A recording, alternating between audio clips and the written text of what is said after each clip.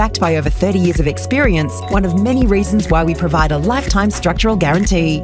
Visit our information centre at Dean Street, Albury.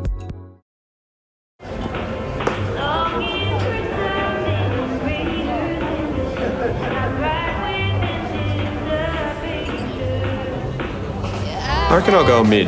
Carlton Dry 3.5. Embrace the mid. At 2AY, we're your home of live sport. Every weekend we bring you the best live broadcasts of the Ovens and Murray football and netball. Listen this weekend on your radio or the 2AY app.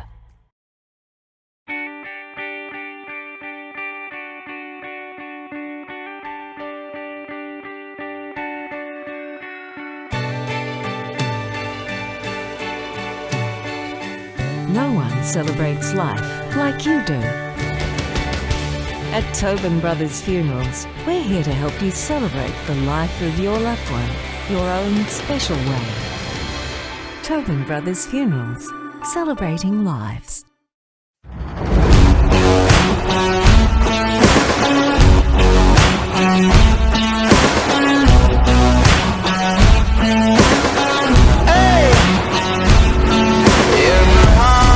There's a home, there's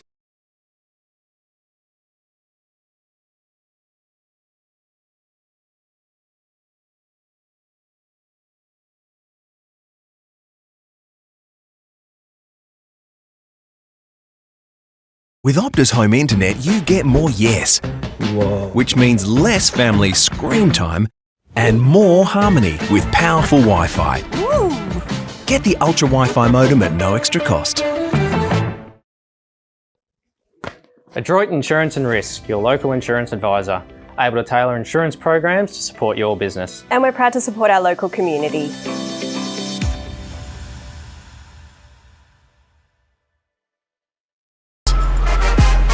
Out of the box and primed for the show.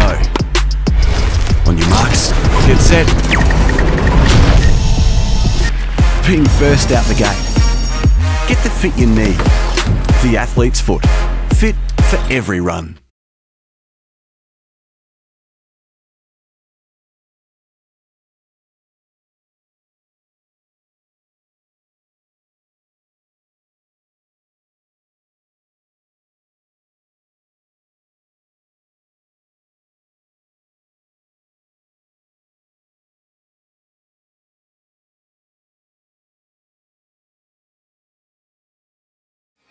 Welcome back to O&M Live, WJ Finlay Oval, Interleague footy and netball between the GV and the SSNA, Ovens and Murray. We're about to head downstairs for the pre-match ceremony. Monty Craig's jumped the gun. Craig has jumped the gun, but Monty might go and stick this in front of his face, hey? Here this afternoon, we pay our respects to their elders past and present and emerging. Also, thank you to our key partners and broadcasters for their support of today's event. The SSNA Club in Albury, Go Tafe, McRae Motors, Channel 7 Albury. This match being broadcast by 1494 2AY and their sister station Edge FM, Snap Print Solutions and O&M TV, who are live streaming this match. Ladies and gentlemen, if you're able, please be upstanding, remove your hats for the national anthem of Australia. Maybe pass him that microphone now, Monty, while the national anthem is going to play over the loudspeaker.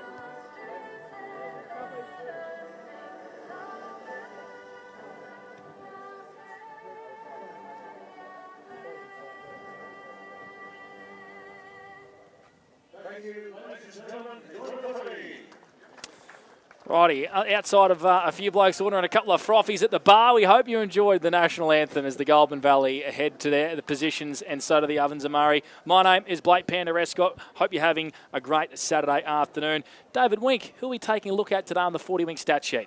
So for the Ovens and Murray, we'll go Noah Bradshaw from the Wodonga Bulldogs, averaging 24 touches and made his GWS debut last week. And then Jack Costello, the young fellow we spoke about pre-game as well, for the Laramie Panthers. And we'll go Ben Rigoni as well from the North Albury Football Club, who's coming up against his old side. He played for the GV a couple of years ago. And then from the Wodonga Bulldogs again, we'll go Tom O'Sullivan. And then a fella who is having an absolute superstar to season 2025, Tom Capillari. And then for the GV, we'll go Mitch Chirella, who's averaging 32.1 disposals. Jesse Sunkuta, I'm going to run with. Kushinotta. I'm just going to roll with Cooch for the day. So 30.9 touches for Jesse so far this year. Archie Watt, I'm really excited to see him play. And then Lewis McShane as well through the midfield and half forward. Sounds like you did a lot more stats with the GV boys, Winky. Where's the O&M boys' stats? Big rundown? You might have tuned out. The big rundown for your list, where was the big rundown for the O&M boys list? Well, Blake's shafted me and asked me who we're doing on the 40-wing stat sheet. You go for it, Winky. Who are the top 5 O&M players we should be watching out for? There's still 5 minutes to the opening bounce. Well, I've gone with the young guns. Good. I think this is a great opportunity for these young players to play that extra level of football and put their name up in lights. So Noel Bradshaw from the Wodonga Bulldogs made his GWS debut last year. He's had a terrific start to the season, and had a fantastic breakout season last year. So really interesting and looking forward to seeing how Noah goes today. Young fellow from Lavington, Ali Swinton, 28 touches he had last week. He has had averaging 16 disposals and has kicked 7 goals so far. He's a really exciting type, and the pressure he puts on the opposition is second to none. Jack Costello, we've spoken about what a star this kid is, and hopefully he can show out today and put his name up in lights and see what further opportunities are there for him.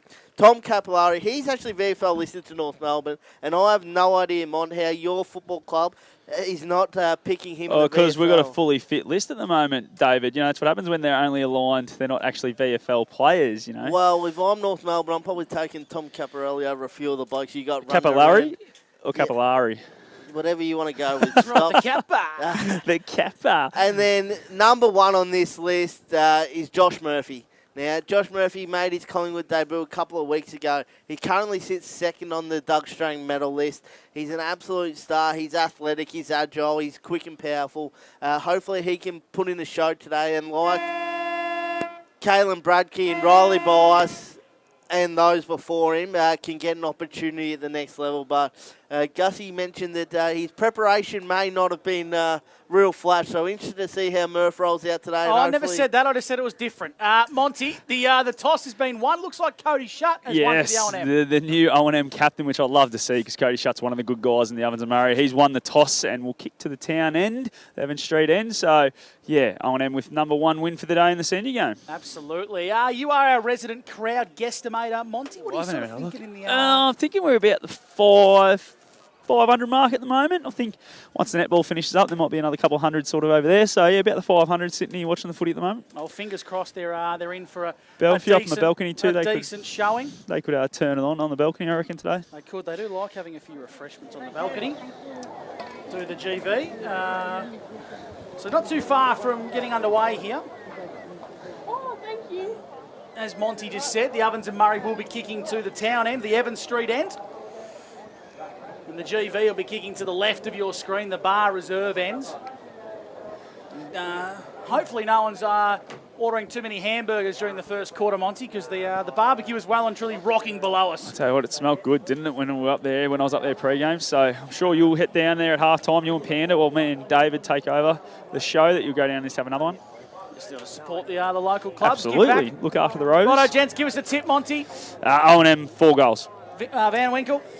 O&M, 5 goals. Blake Panderescott. I'm going to go with the GV by 4 get goals. stuffed, Panda. Get out of here. Get stuffed. I might have a bet each way. No, I'm joking. Draw. I think the GV are going to put on a really big show. You can get stuffed but too. you've You're got to walking stick patriotic with the O&M. I have brought us retro gear to rock if the O&M get up, and we will be departing the venue in the retro gear if the Ovens and Murray do salute.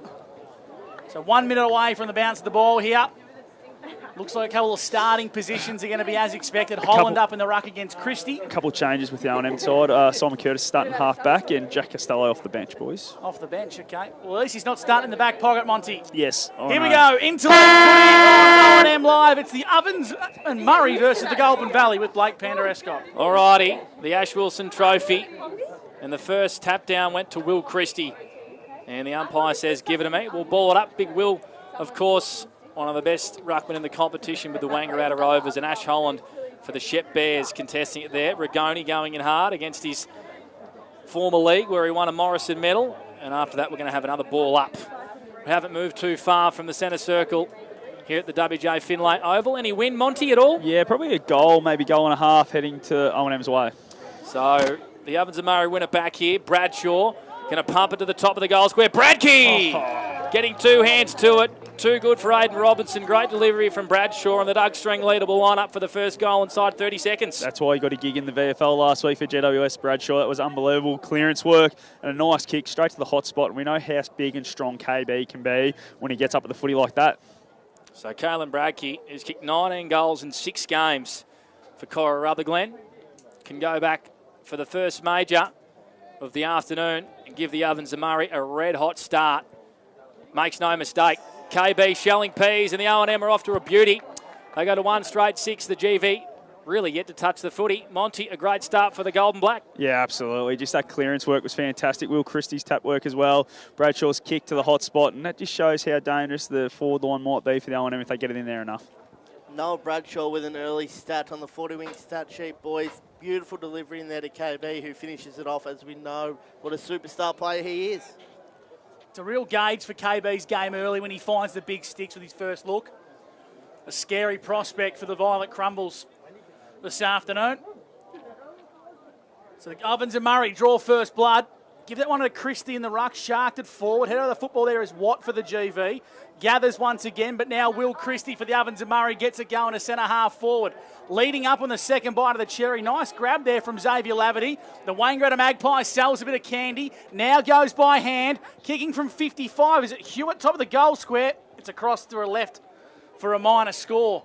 So I'll tell you what, a bit of a shake and bake early from Xavier Laverty, Monty, for the Newmarket Hotel. The centre half forward role is going the way of the young Magpie. Yeah, absolutely. A bit of shake and bake, but how good was the hands just to make sure he brought it down. Probably had the arms chopped as well, so really good start for him and good confidence builder. So Hicks with the kick in. Turned it over straight to that man, Laverty again. Left foot dainty kick into the pocket. Has been marked there by Corey Rich, the Wodonga Raider, who's going to play on here. Run to 45. Drill it towards the goal square. Oh, almost marking that again was Bradkey. That's through for a minor score. So the Ovens and Murray repeat inside 50s. They lead 1-2-8 to the GV, yet to score. A quick kick in once again by the GV. It's been marked by the Euroa young gun, Cohen Paul. He goes inboard, finds his way to Coochie Notta, who's on the 40-wing stat sheet with David Wink this afternoon. He kicks out wide. Head over the football there was Phillips with the GV. Ball in dispute, trying to get it forward now. The Ovens and Murray. Ball's in the hands of Jackson East. The Myrtleford Alpine Saint kicks inside 50 and chopping off nicely here is the man they call Wallets, Panda. Hicks, the vice-captain, who kicks inboard with a 45 degree, trying to find Watt for the Goulburn Valley, who switches out towards our broadcast side. The mark's been taken. The 1-2's on it easily here. It's going to be Charlecraft. He kicks long down the line, trying to find McShane. He marks in front of Pethbridge. So the Shepherd and Bear leading the goal kicking in the GV is McShane, averaging 3.5 goals a game and 20 touches. Goes in long. Holland, the Morrison medalist, too strong for Christie. I have no idea what Ash's kicking skills are like, but it's a big task for a big ruckman. He's going to kick it to the top of the goal square. Oh, good mark, right. The boy from Benalla got the big jukes up, and he will line up directly in front, 20 metres out. Geez, that ball movement was fantastic from the Violet Crumbles. They went from the back pocket on one side, switched the footy, took it on, and then they were able to chip their way down the line, and a really big grab from Holland.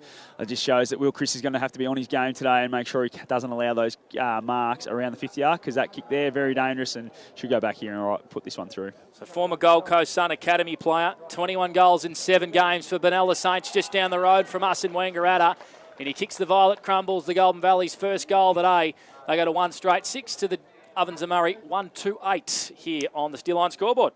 Quick jumper change as well for those playing along at home. He was originally listed in number 1, Nathan Wright, but he is wearing number 18 today, with Mark Marriott, the late out, the vanilla ruckman. So a couple of jumper changes if you are playing along at home. Nathan Wright's gone to 18 and Bryce Stevenson 25, Monty. Yeah, and I just love the L&M made a few changes now, and they're going to put Archie Gardner in the middle, which I love his leg speed and what he's doing at North Albury this year. So giving the young kids a real taste of it and what it's like in the middle of the ground in the thick of the action. So Wright and Bradkey, the goal kickers for the respective leagues this afternoon. It's a 2-point lead here to the SSNA, Ovens and Murray, and a free kick going to go the way of the O&M. It's going to be Archie Gardner. He's going to want to go with a bridge kick inboard. And running away from this contest here is Bradshaw, kicking it to half forward for the O&M. On the flank, nice pick up there from Rich. Feeds it back to Harry Hewitt, inside 50, too much for Bradkey. And out the back marking is Paul. He switches, trying to find the big ruckman in Holland, who marks in the back pocket. Poor handball under the pump are the GV. Got some work to do. Chasing it is Cucinotta. But Archie Gardner happy to see it across the chalk. And a bit of a fumbly one back there in D50 from Ash Holland, Monty. Yeah, it wasn't one that was on, was it? He was probably a bit shaky with his kicking, just wanted to get the handball to a runner. And Tom O'Sullivan really got aggressive with his positioning there and was able to roll up off the wing. So 8 plays 6. The Ovens and Murray up early. We've played around 5 minutes here in the opening quarter. Running onto this football here is Bradshaw. How many? Are we taking his numbers, Winky? Yeah, Bradshaw's had 2 early stats, but both of those were kicks inside 50 for marks. So he started well, the Wodonga Bulldog, who made his GWS VFL debut last week. Had the 8 touches, did Noah Bradshaw. Jack Costello, the youngster, has got the tough job on McShane for the GV. Yeah, playing in the back pocket when he come on the ground. Yeah, for a fella who runs 16 Ks a game in the Ovens and Murray up and down a wing. Interesting. Gardner, really slick hands on to East. Sorry, that was Capillari. Flicks it over the top to Gussie's man, Shawnee Driz. And he's wrapped up inside forward 50 of the O&M pressing. 8 plays 6, the O&M up. Well, there would have been heat if my man, Sean Driz, didn't get picked. There would have been serious heat coming the way. I reckon there would have been boycott. Yep, absolutely. Thought about it anyway. Cucinotta left it behind. Nice work from Driscoll. Impacting this contest here is Gugliotti. A couple of nice tongue twisters amongst the violent crumbles this afternoon. Gugliotti, I think, listed with Werribee, Gussie, the Marupna boy. Do you think he is or is he? No, well, I'll say I think. Oh, I think we know he is. He is. He just hasn't got a run. Inside 50 go the Ovens and Murray. Marking is Murphy, and I reckon he got a bit of a whack on the head on the way through there, the old ear massage. He definitely did on the way through, but how good's the clearance work around the top of the 50 at the moment for the Ovens and Murray? Work there from Gardner and Capillari to get that one away from that clearance, and Murphy really strong hands. We know how good he can be when he's up and going. It's a bit like KB, if his first one goes through his sticks, he's confident, gets up. Gardner could have blazed away then Gussie, but a beautiful little kick to his North Albury teammate. On the same page, the 2 North young guns. Here's Murphy looking for the second for the O&M, and he's pushed to the left for a minor score. So the Ovens and Murray, they move to 139 to the GV, 1 straight 6 here on O&M Live. Great to have your company on 2AY, Edge FM or Snap Print Solutions O&M TV. Hello to you from right around the globe. You could be sitting on your porch in Shepparton or Marupna on Edge FM or Snap Print Solutions TV, maybe in Mansfield or here in Wangaratta on the border. Hope you're enjoying Interleague footy. Here's what the Kyabram gun. Inboard with an aggressive kick, intercepted by the O&M through McCarthy. Gardner again with another disposal onto Pendergast. Empty head. Kicked a big 55-metre bomb last week for the Hoops. Goes inside 50. Oh, great mark from Warnock, who's the #1 interceptor in the Goulburn Valley with marks like that. Scotty Montgomery backing into the pack. Yeah, it's tough, isn't it? Just going back with a flight. And Jake Conlon made him earn it, which is what O&M footy's all about. But we saw Warnock play for Myrtleford not long ago as a forward, so a bit of a change since he's gone into the GV. I'm glad they made that change because he didn't do much at Myrtleford. Inboard. Finds its way to Byrne, and Byrne's going to switch for the GV out to the broadcast side. It's going to be Paul. So we spoke about this man pre-game. He can play, David. And he goes short, finds a teammate. It's Beattie for the Shep Bears. Inboard, missed his Shep Bears teammate in Byrne. Now the ball's in dispute. We'll have a ball up, true centre wing on the broadcast side. So the O&M with a 3-point lead here at the 9-minute mark of the first term. Interleague footy on 2AY and Edge FM. Christie asserts some dominance and takes it from the ruck. High up and under, but the GV have numbers behind the pack. And it's going to be Cohen once again, Panda, who marks nicely. This man from Euroa, he's a beautiful kick and a beautiful mark. On to Watt, getting busy early on the 40-wing stat sheet. He bounces, he got tackled there, but breaks away with pace. Kicks to half forward, looking for McShane. Good mark in front of Costello. Did well at ground level. Hand pass it, got a 1-2. Flicks it out here to Jacob Watts, who dances around one at the top of the 50. Goes to Ned Byrne from the Shep Bears, who sets sail from 45. It's across the face, minor score. The GV don't trouble the scorers, and a free kick to the O&M in the back pocket. They lead 9-6, Monty, for the Newey. Yeah, just the defensive pressure for the middle of the ground has been really good, but the GV have been able to chip their way through a couple of times now, so they're going to have to make sure when they roll up they don't overcommit and allow that overlap, which has happened already. The O&Ms are already dominating on the inside 50s. They've had 7 to the GV's 2 so far. Cohen Paul asserting dominance early for the GV. On to Charles Craft as the Violet Crumbles go inside 50. But a really good mark from Zach Pethybridge, the Myrtleford Alpine Saint, and he spots a teammate out on the showground side. Sean Driscoll flew up, got a good piece, but won himself a free kick from a standing start. Kicks to half forward. Laverty, link-up play going inside 50 is going to be a jumper change, but I got 26 out there for the O&M. Capillari. And the mark's been taken by Rich, who's going to want to snap across his body. Did it have the legs? Touched on the goal line. I'll tell you what, Monty, your set shot was on there. He probably didn't need to go the banana. Nah, he sort of saw someone inboard, and I think it was Conlon, and took the step off the line. I said play on straight away. So, a bit unfortunate, but just a bit sloppy. A poor kick in from Ben Hicks. It's been marked by Corey Rich, who will have his third shot on goal for the Ovens and Murray in the space of 10 minutes, the Wodonga Raider. I don't think he'll be playing on this time, boys. I reckon he's going to go back and put this one through because just needs to stand up here, just settle it down. It was a little bit of a rush of blood before when he got called to play on, but just needs to go back and put this one through. Averaging 28 disposals and 6 clearances for the Wodonga Raiders, who unfortunately haven't won a game yet in the SSNA Ovens and Murray, but he's been a star, the Williamstown VFL Team of the Year rep.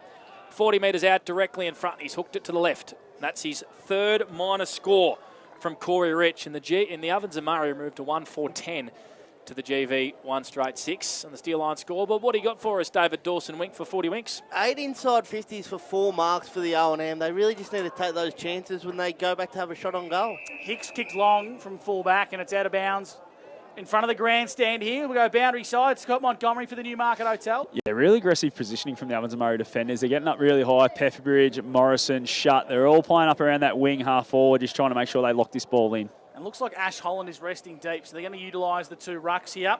Norris and Holland. Give that one to Norris, trying to tap it in the path of Watts. He goes by hand to Byrne. Right on the boundary line. Nice crunching tackle from Rigoni. Of course, up against his former league. Only played the 7 games in the Ovens and Murray, and he's proudly pulling on the black and gold today. So just repeating that score, the O&M lead 1-5-11 to 1-6. Had plenty of looks inside 50 of the black and yellow. Thruella clears long down the line for the GV. Nice mark. Working hard there is Simon Curtis. Inside 50 for the Ovens and Murray. Back of the contest, Murphy sits for Bradkey. Wants to go the unselfish option. Gardner snaps and kicks a goal. Gee, it was fairly lacklustre from the goal umpire, and Archie Gardner's kicked the second goal for the Ovens and Murray and builds that buffer. Thanks to the Newmarket Hotel, Scotty Montgomery. A reason number 1 right there while you debut a 36-year-old Interleague level. Simon Curtis, mark in the middle. Really good if he lets that one get over the back. They had a couple of numbers out, the GV, but was able to take it, and then his kicking ability. He's got it deep to the 2 bigs, and really good crumbing work there from Archie Gardner with that handball receive, and a good finish. 9 inside 50s to the Ovens and Murray for 7 scores on the scoreboard. 2 goals, 5-17, sorry. Really establishing some dominance early in this game. Good to see my man Archie Gardner getting really busy, and there he is again on cue with a clearance. Tumbles it forward. Here's Laverty getting involved early, lowering the eyes inside 50. Warnock did well to cut off the leading lane of Caelan Bradkey, and the GV clear out the far wing. Laverty, really good mark once again. It's going to come back here by the Ovens and Murray. He started well, Monty. He's been fantastic. Passes on here to Josh Murphy, who marks from 55, breaks 50, kicks a minor score. He had players on in the goal square, did Josh Murphy. And that's his second behind for the Ovens and Murray. They go to 2 goals, 6-18 to the GV, 1 straight 6. 8 scoring shots to 1, Gus McLeod. Well, we're going to have to start capitalising, Monty, because this GV side, they will click into gear at some stage. Yeah, absolutely. It can come back and bite you on the arse if you don't start converting this many looks at it, and they've got that breeze to kick with as well. So they just need to make sure they take their opportunities next time they come. Gugliotti from full back finds its way to Charlcraft, who's a very promising player from the Violet Crumbles. Long down the line, trying to find Norris. Went at the back. Nice pick up here from Murphy for the Ovens and Murray. Lowers the eyes. He finds a teammate here in Capillari. Inside 50. Had to make Bradkey sit and wait for that one. And in the end, it goes out of bounds for a boundary throw in 45 metres out from the Evans Street end, in which the Ovens and Murray are kicking to. And Winky, how many times have we gone inside 50, the Ovens and Murray on the 40-wing stats? 11 times, Gussie, really pumping the ball into our forward 50, but GV's backs are holding up. So Norris grabbed it out of the ruck, hand passed it off to Truella from Rochester. Left foot kick to centre wing. Where are the crummers for the GV? Really good defensive tackle from Jack Costello. In fact, it's a free kick here, Too Monty. high. He paid. All right, so Rochelle, the Shep Swan, goes out wide. Marking on the wing here is Caden Phillips. Bit of a grubber kick to half forward for the GV. They got the numbers though. Barnett over the top here to Jacob Watt, who's got some pace if you don't mind. Burns and goals. No, it's a minor score. Should have finished. He ran to about 30 metres out. It was an easy snap. And against the run of play, the GV kick a minor score. 1-1-7 to 2-6-18. The O&M lead. Monty, that was pretty easy out the back. Yeah, 3 times now they've gone end-to-end without any real opposition. So they just need to make sure that once they get out the GV that they capitalise, because if they can kick one against the play here, it really could break some hearts to the O&M. I genuinely thought that was Bailey Smith running inside 50. Thought he'd given back the hoops of the Cats and gone to the Violet Crumbles. Or Kane Corns after last night. Potentially. Liam McCarthy, he kicks out from full-back, finds its way to Woods now for the Goulburn Valley. In front of the scoreboard here, as Truella's put under a fair bit of pressure. Umpires put the whistle away, and it's going to be a boundary throw-in. True centre wing on the showground side here at the WJ Finlay Oval. The O&M with a strong start, 2-6-18 to 1-1-7. It's the SSNA Ovens and Murray leading the Goulburn Valley on Interleague. Just repeating the winner of the Open netball was the Goulburn Valley, very convincingly. No one cares. Rigoni shovels it back here. The O&M out on the far wing. It's Christie. Agile, big ruckman. Hand pass it to Curtis. They flick it over the top here amongst themselves. The Ovens and Murray. Gardner's wrapped up on the far wing. He's already kicked one goal. Has Archer Gardner. 11-point lead to the O&M. Inside 50 numbers, please, Winky, for 40 winks. 11-4 so far, Blake. And they're going to get another one here. Rigoni for the O&M goes by hand. They're down the showground side wing. Handball over the top, trying to find Jacob Conlon, who's going to send the ball for the O&M, trying to find Bradkey, but out the back. Free kick. Hewitt marked, but Monty, it's going to go the way of the GV. Yeah, pushing the back against Lavity there, so just a little hands in the back, so probably there. Exiting D50 here. Too far. Too far. He ran too far. Harry Hewitt was hot on his heels. I reckon he's a little bit stiff there, Monty. He bounced about a step or two after the umpire blew the whistle. He definitely covered the 15 metres, I reckon. But the umpires looked after him here. I reckon he took another 5 steps from where he's marked it. But anyway, yeah, Harry Hewitt, really good defensive pressure there, and just needs to go back. As we said, the O&M need to convert because they're having lots of looks at it, and they need to make sure they don't leave the GV in this game at quarter time. Really stepped up as a middle-aged player at the Wang Magpies this year. Of course, across the road from the WJ Finlay Oval. Here's Harry Hewitt. It's a casual approach. Kick looks good. Straight through the big sticks. Back-to-back goals for the SSNA Ovens and Murray. And they move to 3-6 to 1-1 here on O&M Live. Tom Capillari, 4 40-wing stats early. He's getting involved. Ben Rigoni, 3 against his old league. The O&M really getting some dominance early in this first quarter.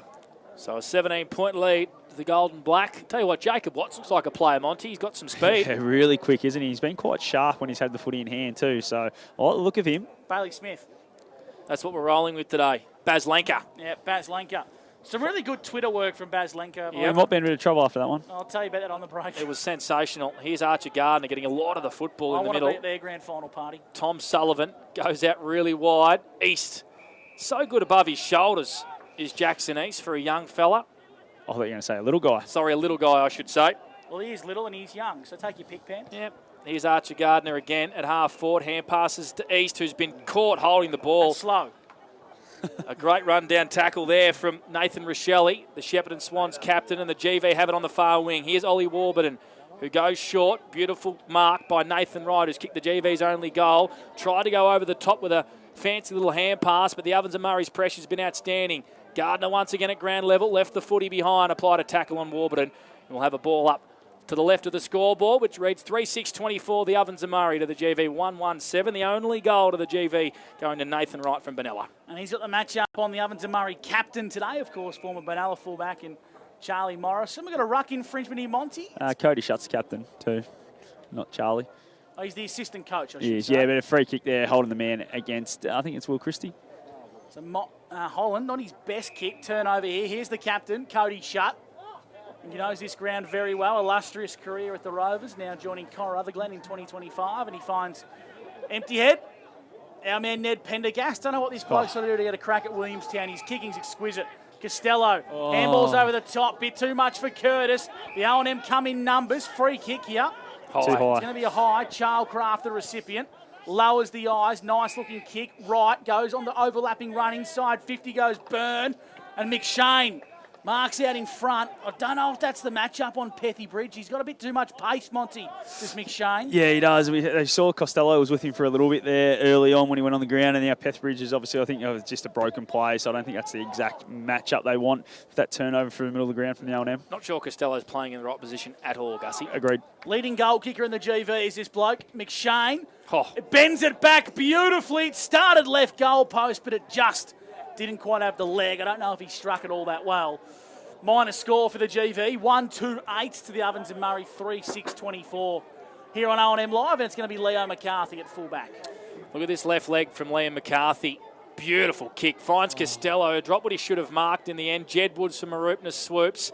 Ball in congestion out on the far wing. Good pick up by the GV, and Warburton runs away with pace. Forward hand pass looking for Beattie, the Seymour boy, who gets tackled by good pressure by the GV. Watts with a spin and turn.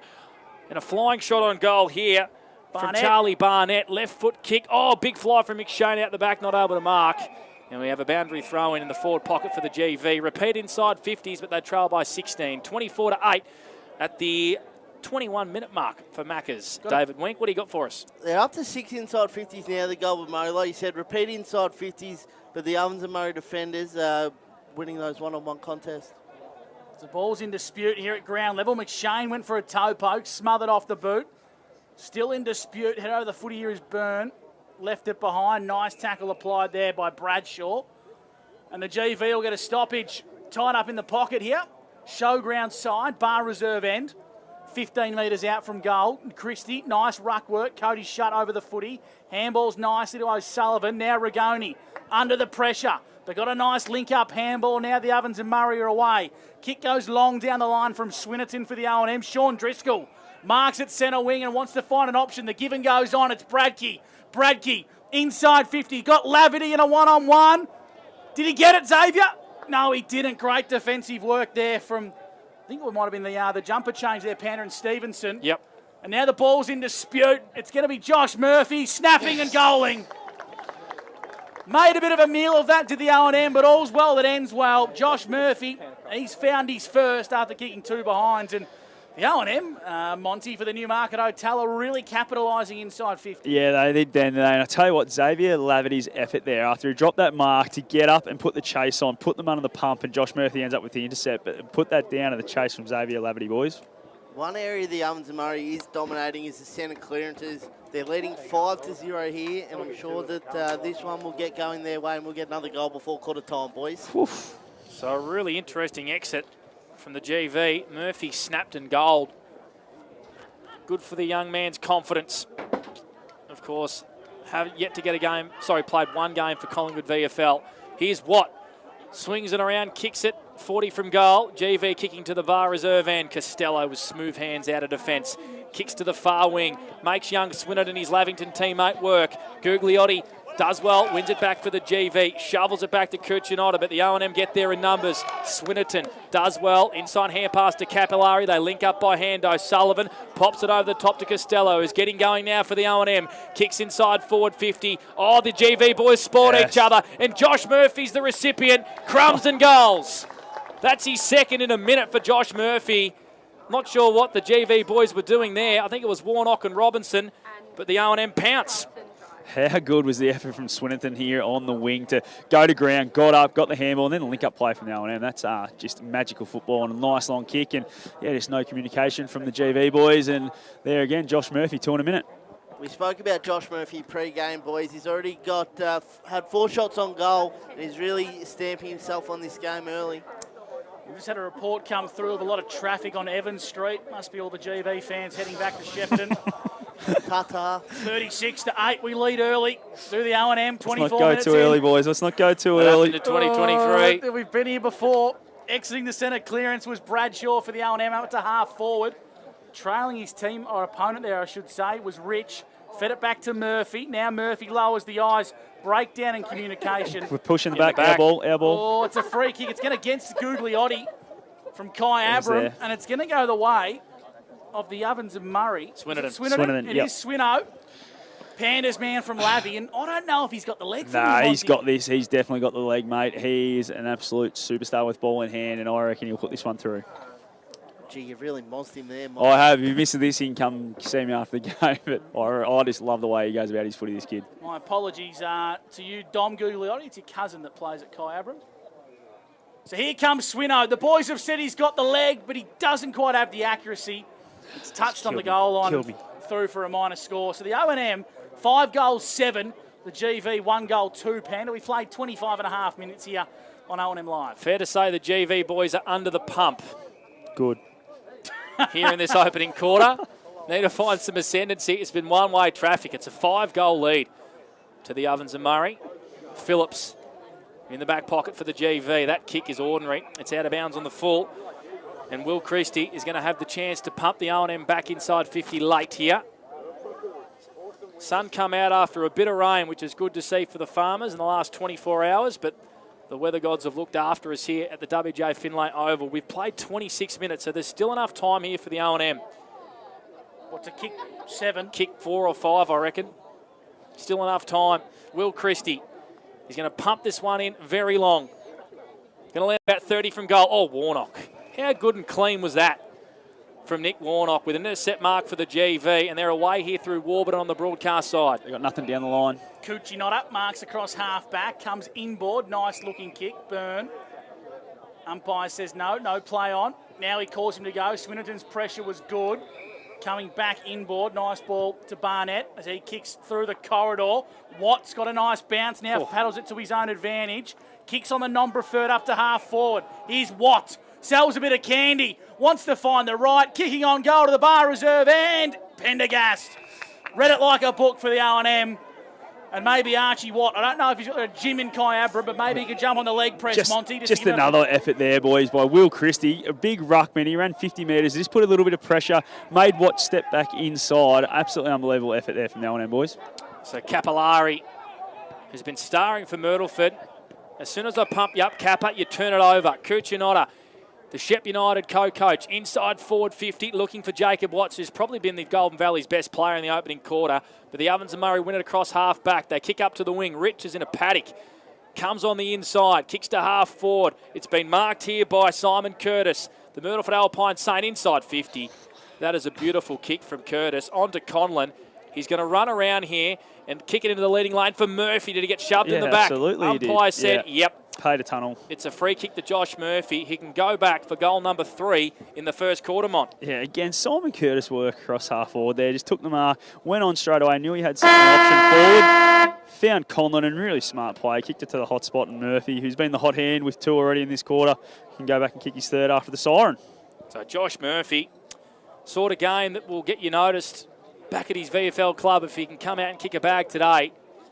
Will line up directly in front. This is one part of his game that sometimes doesn't do well. Comes in and makes no mistake on quarter time. What a quarter from the SSNA Ovens and Murray. 6-7-43. Murphy's got 3 in the opening quarter, and it's a 35-point lead to the Golden Black over the GV, who have been really disappointing, it's fair to say, in the opening quarter. Stay with us. Our quarter-time wrap-up on the other side of this. It's O&M Live on 2AY, Edge FM, O&M Snapprint Solutions TV in the Listener app. And on O&M Live, you will not miss a thing. A.T. Jones, your local Ongus.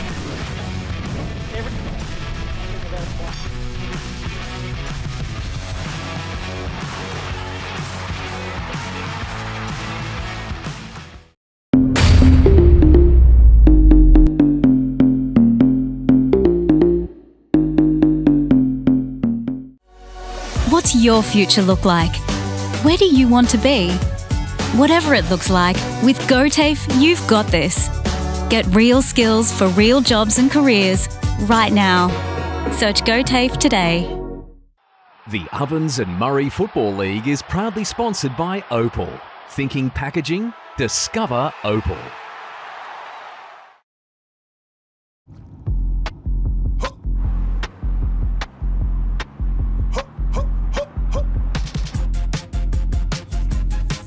Shawty get inspired, how about that? How about that? This time.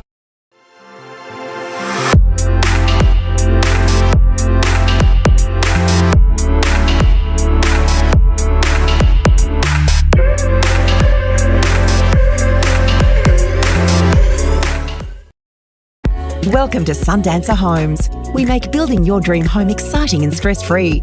Backed by over 30 years of experience, one of many reasons why we provide a lifetime structural guarantee. Visit our information centre at Dean Street, Albury.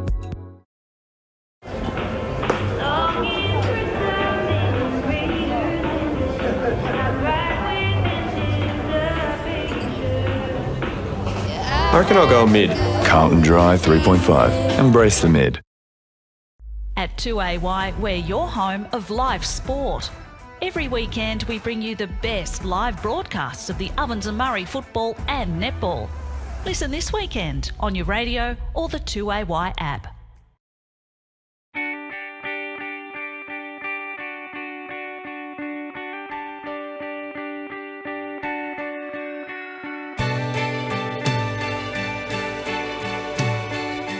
No one celebrates life like you do. At Tobin Brothers Funerals, we're here to help you celebrate the life of your loved one, your own special way. Tobin Brothers Funerals, celebrating lives.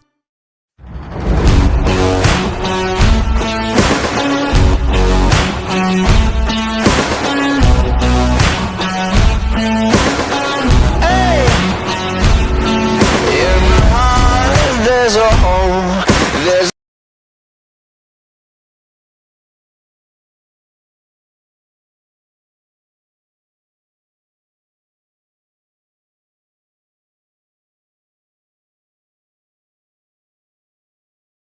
With Optus Home Internet, you get more yes. Whoa. Which means less family screen time and more harmony with powerful Wi-Fi. Woo. Get the Ultra Wi-Fi modem at no extra cost. Adroit Insurance and Risk, your local insurance advisor, able to tailor insurance programs to support your business. And we're proud to support our local community.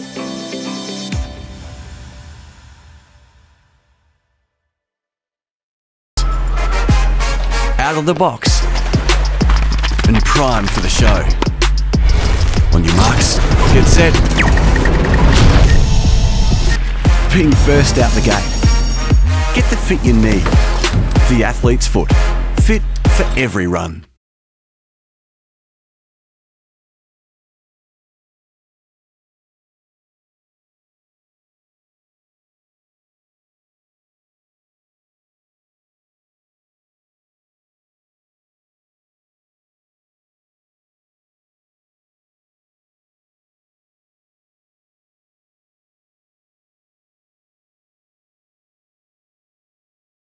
On 2AY. Welcome back to the WJ Finlay Oval, and supporters and observers of the SSNA Ovens and Murray will be very excited. A 35-point lead to the O&M on Ash Wilson Trophy Day up against the GV. 6-7, 43, 13 scoring shots in the opening quarter to the GV. 1-2-8 with it all to do. Blake Penderescott with you, Gus McLeod, Scotty Montgomery's boundary side, and also David Dawson-Wink. Who are some of the best players in that opening quarter, Winky, caught your eye for 40 Winks? Tom Capillari had 7 disposals for the Ovens and Murray, but the one that caught my eye was Jacob Watt.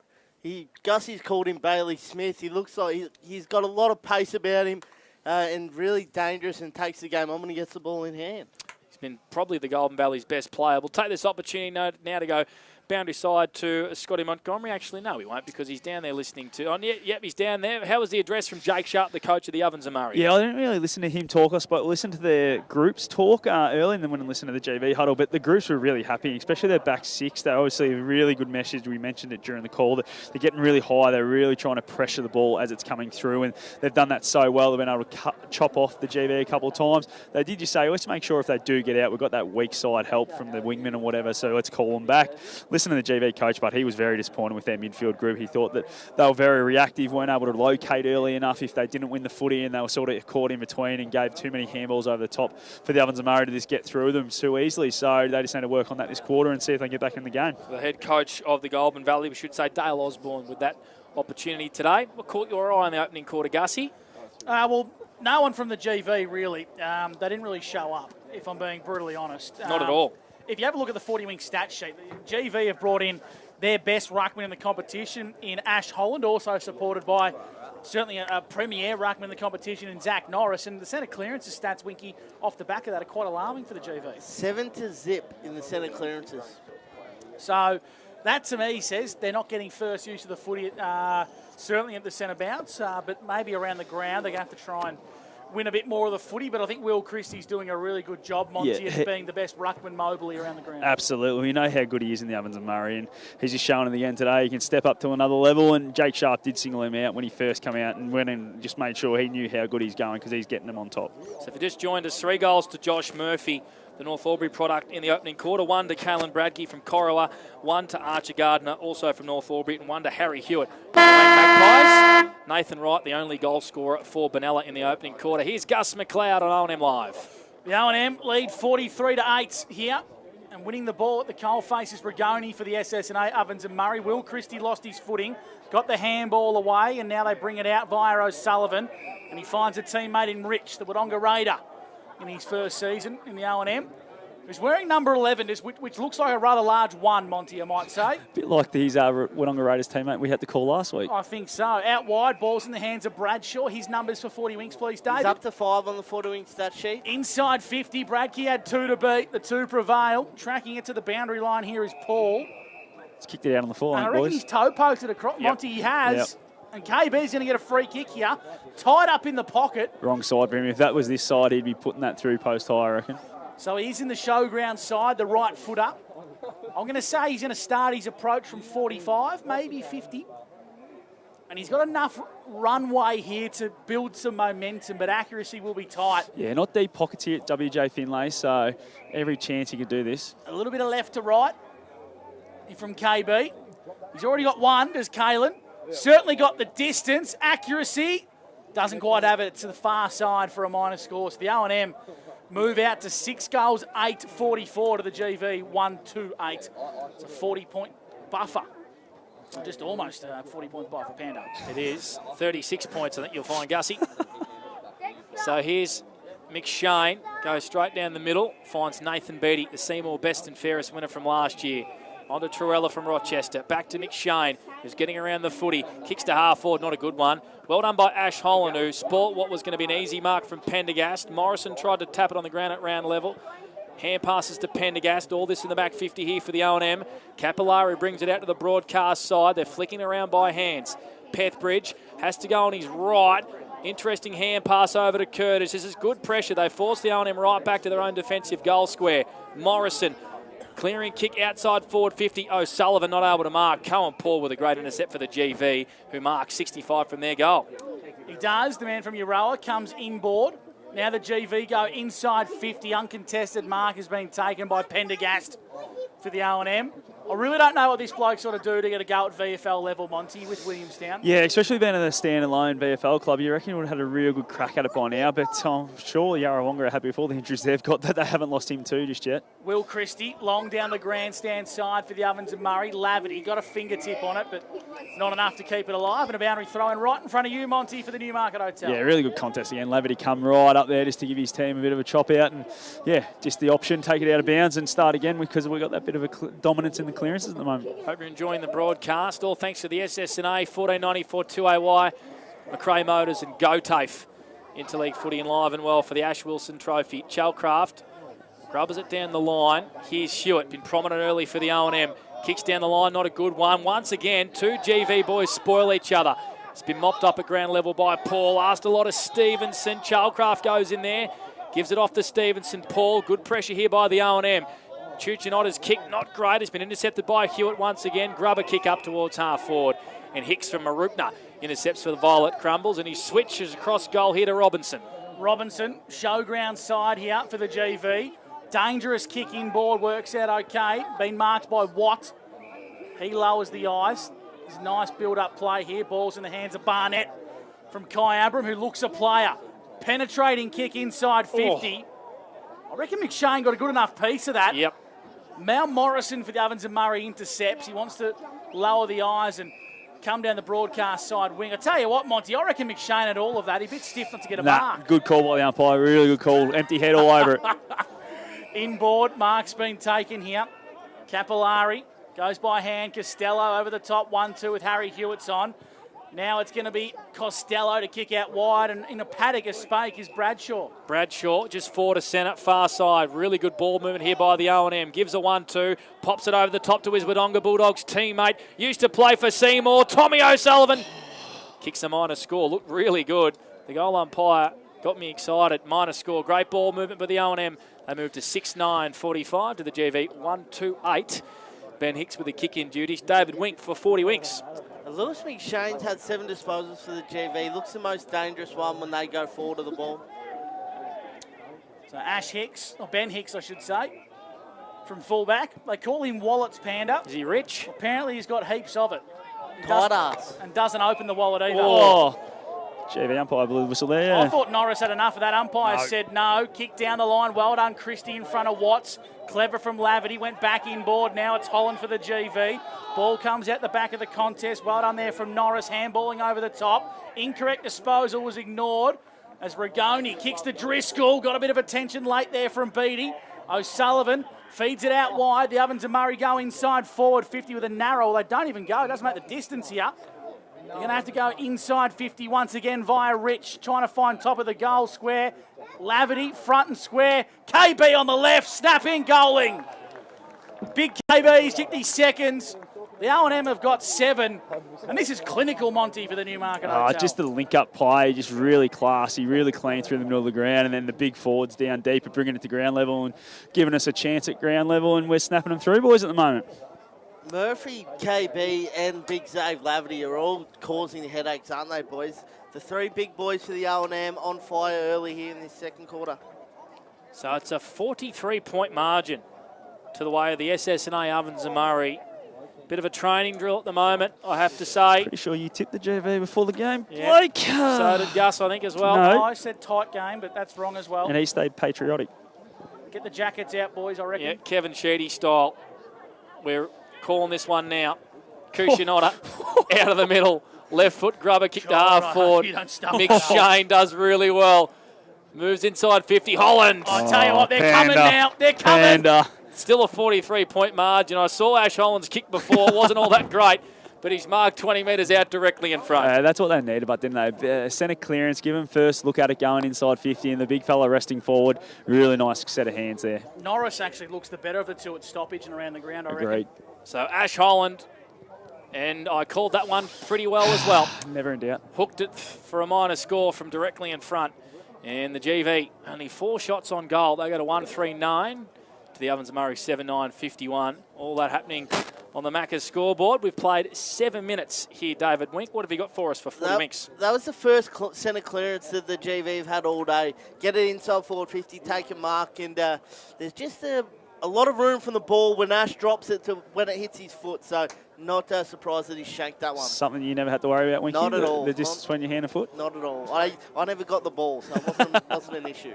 From fullback, it's going to be Liam McCarthy from Cora Rutherglen to kick long down the line. Oh! Big Murph!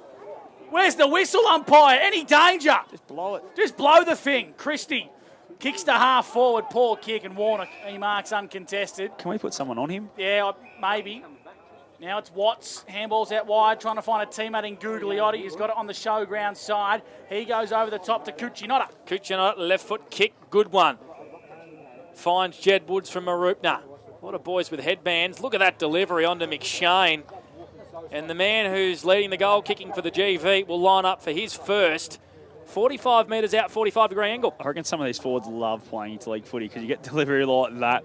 You just don't break stride and hit you on the chest like a bullet. And absolutely beautiful kick going inside 50. And McShane, really nice leading patterns. He's, as Winky said before, he's looked like the most dangerous going inside 50. So they've got to probably try and isolate him and see what they can do. 41 goals in 2024, 25 in 7 games for the Shep Bears this year. Lines up, kick on the way, is across the face. They've got their wary kicking boots on now. The Violet Crumbles 1-4-10 to the Ovens and Murray 7-9-51. And a minor score. Gus McLeod, take it over, my friend. So McCarthy looks to be the designated kick in. And that's a beautiful kick. Wide. And he finds Rich across half-back. Been good. He's been good. He's sort of worked up the ground a bit more, Monty, hasn't he, the Wodonga Raider star? Yeah, he has. He's also gone through the middle a little bit in this quarter as well, just to give him a bit of a look at that. Long kick down the line. Murphy again! Jeez, get that man some grippo. He just needs a little bit longer to hold on to the ball, just Josh Murphy. He's going to take one of those one day, mate. Oh, he might take one today as the ball's in the hands of Warburton for the GV. The guy just sat on, just come off the bench. Former Bushy teammate, Cohen Paul, I think. Oh, he's in a bit of trouble. Get that melon attended to, Cohen. Inside 50 goes Warburton, trying to find Holland. Nice Free look. kick. Oh, Yeah, that's it's going to go against Charlie Morrison to the way of Ash Holland for a hold. Just a bit high.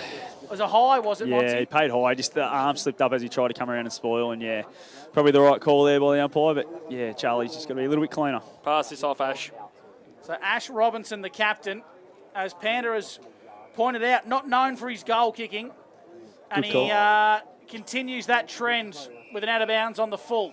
Oh, no. So the Ovens and Murray still maintain a strong lead, 7-9 to 1-4. And we saw a trend of cars on Evans Street, and that looks to continue here as the GV depart the venue, Panda. Costello goes short in the back pocket to Zach Pethybridge. What a 20 games this bloke's put together for the Myrtleford Alpine Saints. How did he not sneak in and Vax's top 5 last week? He doesn't play for Wodonga. That's correct. True. Here's Holland. Wins the ball back across centre wing for the GV, but Watts' hand pass was poor. Gave Gardner an opportunity. He won it back, Watts. Broke a couple of tackles. Went by hand to Watt. Here's some good link-up play by the GV. Woods goes short to Warburton, who can break the arc of 50. Poor kick inside 50. Pendergast went back, got crunched, and took a great intercept mark. Put himself in the hole, big empty head, because big Zach Norris was coming the other way. Poor kick outside defensive 50. GV turn it over. McShane went one hand, went the other way. Hand pass was poor. Shut, missed his foot. All this pretty sloppy at the moment for both sides. At ground level, going in here's McShane again. Norris, the big ruckman, what are you doing down that low? Hand passes it off to Rochelle. Snap on goal. Marked by the Ovens and Murray and Will Christie getting back in defence. And he's finding O'Sullivan, but the kick just had too much on it for him, Monty. Out of bounds, and I tell you what, much to the delight of the GV, the O&M are out there. Yeah, Will Christie had a bit more time than he thought there. Just rushed the kick a little bit. O'Sullivan had a lot of space. Just had to hit him and they would have been out. So in the ruck here is going to be Norris from Kai Abram up against Christie. Give it to Norris, brought it front and square. Ball in dispute. Nice tackle applied on Woods. Came via Costello. And we'll ball the footy up 50 metres out from the GV goal. In front of the grandstand here at the WJ Finlay Oval. Tracking that one is Rigoni. Keeps it alive. Nice handball inboard. That's a nice bit of play from the Ovens and Murray. They come long down the broadcast side via Capillari, trying to keep it alive. I reckon it was done well. Now the support arrives at the GV. It's going to be a ball up as Nick Warnock applies a strong tackle on O'Sullivan, who's a bit slow to get up, and we'll ball the footy up right in front of our broadcast position. 12 minutes gone here for the SSNA, and the O&M lead by 41 points over the GV. 3 goals to Josh Murphy, 2 to Caelan Bradkey, and singles to Archer Gardner and Jacob Conlon. Sorry, Harry Hewitt. Only the one solitary major for the GV, who played 12 minutes. Beattie. Oh, he hand passed Christie in the Schnackers. Oh, dear. Built and tough in the O&M boys, isn't it? Certainly is. That would have hurt Will. He did well. He's going to contest this ruck duel here against Ash Holland. Did you fart? No, I did not. I did not do the... I did. Winky, the silent assassin over there, laughing. Look at Winky. It stinks in here. Bradshaw onto Swinnerton. Hand passes to Grass. Good tackle by O'Sullivan. And we'll have a boundary thrown right in front of our commentary position. Scott Montgomery for the Newmarket Hotel. You always please just control it up there. Like, come on. It's a serious game of football here and you're talking about farting. I wish the GV were taking it seriously. Down by 41 points here. 13 minutes in. Hope you're liking the call today, and a big shout out to everyone tuning in the Goulburn Valley. Yeah, all a bit of tongue in cheek. You got No, it's all serious. Return serve next year. Rochelle got taken high. Umpire did not see it. No, he did. He just saw it a bit late. They've actually got the microphones and earpieces in the umpire, so I reckon someone else might have told him to pay that one. There you go. Mason would have loved that. Yeah, that's why he's not there. So it's going to be Rochelle who goes inboard. Good kick. Nice looking kick. Beatty. I like this guy from Seymour. Kalen Bradkey. I reckon he come off the bench there. He did, to intercept nicely. Yeah, he did. Just come off and just set up beautifully for him. The GV didn't see him, and yep. So a boundary throw in, true centre wing, maybe slightly into attack for the Ovens and Murray on the broadcast side, and Bradkey's in the ruck here, Panda. He is up against big Ash Holland, who just needs to hand pass it off at every opportunity. Truella got a free kick for a hold here. Did the boy from Rochester. How many touches is he averaging for Rochester, Winky? He's averaging 32, Panda, but he's had the 7 today on the 40-wing stat sheet. Here's Ned Byrne with a bit of space right through the middle of the ground. Kicks to the top of the goal square. Getting back there was Simon Curtis. Norris got a hand passed out. McShane, quick snap on goal. Minor score. Chances going begging here for the GV. 1-5-11 to the Ovens and Murray, 7-9-51. McShane 3 behinds. Just needs to start converting, doesn't he? He's the leading goal kicker in the Ovens in the GV. He just needs to make sure he starts converting for his Interleague team now. 11 plays 51, a 40-point lead to the O&M. Here's Charlie Morrison, the #1 defender in local football. Dan Vaccaro has him as. Hard to argue. Warnock. No, it's easy. Goes short. He finds a teammate. It's Gugliotti. Wants to come inboard. Nice looking ball there to Byrne. There's a strong play with the Shep Bears. Had a blistering 2024. Started well in 2025. It's a pretty tight contest, the GV. As they go inside 50. Flying high, Pethy Bridge. Second bite of the cherry, brought it front and square. Well done, Pendergast. Now the ball's in the hands of Liam McCarthy, who exits D50 with poise. Kick it a bit too much on it there for Conlon. Mopping up here nicely was Hicks. Goes by hand. Trying to find a teammate. They're going to want a pinball around the GV, but they turn over the ball. Gardner, he's arching, needs to be clean, gathers nicely. Handball wasn't great. Bradkey tracks this one into D50 for the O&M, and he wants to go via hand. Gee, this is clumsy. Gardner mops up nicely through the corridor now for the O&M. Run, Archie, run. Beautiful kick down the middle. Finds Corey Rich, 70 from home. Lowers the eyes, looking for Murphy at the back. Well done there by the GV. Warnock shovels it back here to Robinson, who's in trouble. Great forward pressure here by the O&M. Shawnee Driz breaks one. Banana to the top of the goal square. It's going to end up all right. Conlon all on his own goal. Wonderful attacking pressure by the Ovens and Murray, who forced a goal there when the GV looked out. Jacob Conlon kicks the Ovens and Murray's 8th. 7 in a row too, Panda. Our boy Shawnee Driz, Gussie, he knew exactly what he was doing there. Just a goal assist, absolutely to JC. But just there, just give a little bit fumbly across half back. But as soon as Archie Gardner tucked it under his arm and took him on, we were able to open the game up and just get it back inside 50. And really, really dangerous positions there. And at the moment, the O&M just need to make sure they don't overuse it when they're sort of on top like this. They need to keep converting and make sure they're putting the score on the board. 46 points to the margin.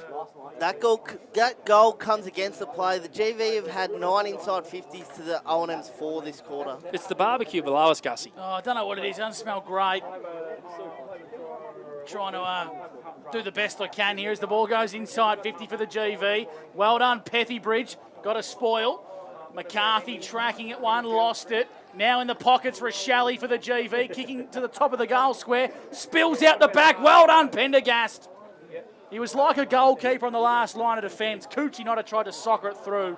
But our man Empty Head was up to the challenge, and now McCarthy's going to rebound from half-back. Oh, wanted to go with a big long kick and hand pass it and put his teammate under pressure, but he got it back.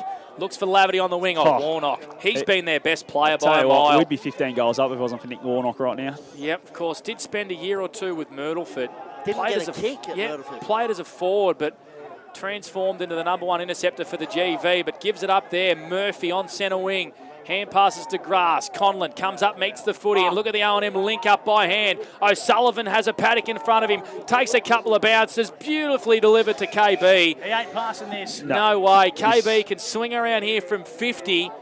It's an open goal square. That's where he goes, to the top of the goal square. Shawnee Driz. It was a weird entry, actually, from Bradkey. Should have went back and Should have had a shot. took a set shot. Minor score, but what about the ball movement? 8-10-58, the O&M to the GV. 1-6-12, Monty for the Newey. Again, we've looked so dangerous when we put it out our arms and run. O'Sullivan that time taking a couple of bounces. The leading work from KB to actually get on that footy was absolutely fantastic. Out the back here is going to be Watts for the GV. Handballs over the top. This is nice. Onto Rochelle. The GV kick the ball up to half forward. Pendergast rebounding beautifully. Onto Costello at centre half back for the O&M. He got a 1-2 on in Curtis. Uses it. Run, Jack, run. Opts to go out wide laterally. Nice looking kick. Harry Hewitt now goes for the handball overlap. East, all on his own. Costello will get on the end of this. Beautiful. Jackson East, 45 from home. Panda spotted it. Lowers the eyes. Swinnerton, too far to score, young Swinno. So he kicks beautifully into the pocket. Finds a teammate there in East to set up that kick inside 50 with some gut running. And I reckon Jackson's going to try and have a go at the big sticks here, Monty. Yeah, we know he's a noted goal kicker this year. He's hit the scoreboard, I think, 7 times for the Myrtleford Alpine Saints. But the work from Jack Costello there from half-back was fantastic. Got us inside 50 again. East from 45. Gee, it's a good-looking kick. Conlon's the target, had 3 to beat. Just that's a 2 or 3 now from that far pocket that have just held up in the breeze, I reckon, and sort of they've got to be a bit aware of that and make sure they lower the eyes and look for a leading lane maybe, and then having that shot from 40-45 out. So 58 plays 12. 46-point lead to the O&M. We're trying to win back the Ash Wilson Trophy. They're doing a good job of it at the moment. Oh, Gardner breaks through a tackle onto Bradshaw. Kick for goal was smothered. Should have been a high free kick to Bradshaw. Conlon intercepts the hand pass from Beattie. Left foot kick to the top of the goal square. Bradshaw on hands and knees. They pile on top of him. Intercepted by Shawnee Driz. Left foot snaps across the face. Minor score from the Lavy sharpshooter who's kicked 14 this year. And the Ovens and Murray moved to 59. The GV 12. Quick kick in from Warnock and the GV away through Warburton. Warburton trying to find Cucinotta. Wants to get it on the second bite. Nice work from Cody Shutt. They're in a wrestle at ground level. The O&M prevail. Gardner, this is Archie. Unselfishly finds Bradkey with great vision. Take a bow, Archie Gardner, and great teamwork from the SSNA Ovens and Murray. And take a bow, Cody Shutt. He was so brave there. Come off his line, put the pressure on, and they win it back again, just with positive movement and positioning as defensive 6. And now they get another shot on goal through KB. We've got him down for 2 goals, 2 Panda. Yep, 2-2. Of course, back in the competition this year with Cora Rutherglen after being drafted to Richmond. Bit of time with Geelong VFL and now back in the SSNA Ovens and Murray. Caelan Bradkey started well with his set shot kicking from 40 metres out in a slide angle. Here's KB looking for 3. It's a helicopter, but it's a straight one. What are him and Murph doing? He gives us the celebration. I don't know what it is. KB and Murph, they're 2 weird units. And the big full forwards, they're linking up for the O&M. This is a glorified open training session. The O&M are steamrolling the GV. It's we mentioned Ned Pendergast not getting a crack with Williamstown, boys. Archie Garner, he deserves a crack at VFL level with Werribee as well. Every time he gets the ball, the O&M look dangerous and go forward and look like we're going to score. Just the way he takes the game on is brilliant.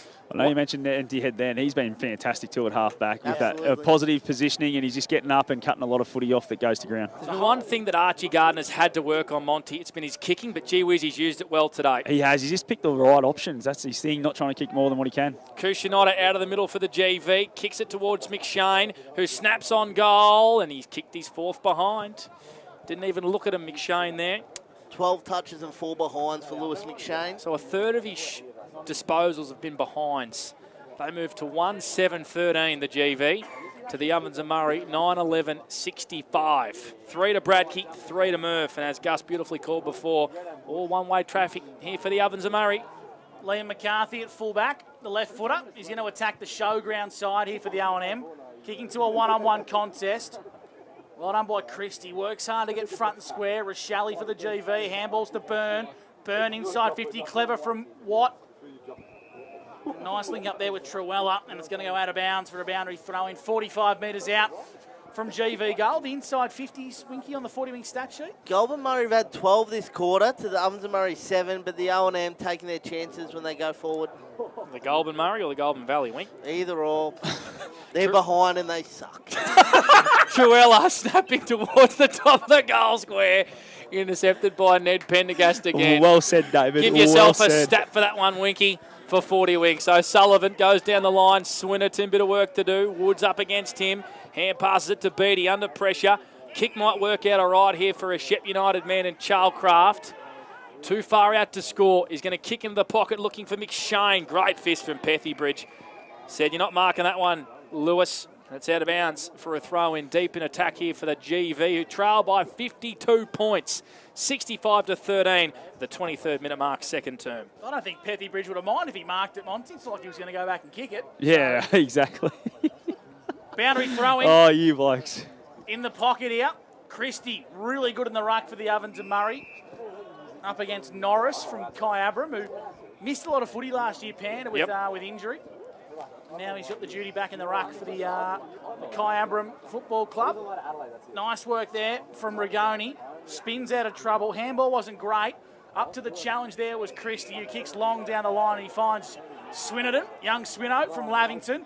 Dangerous kick in board. It's ballsy, but it pays off. Simon Curtis, he can kick to grass here, and the Ovens and Murray look to be out in a field of space. Harry Hewitt, handballing over the top. Liam McCarthy gets to 45. Left foot kick. Straight through the big sticks.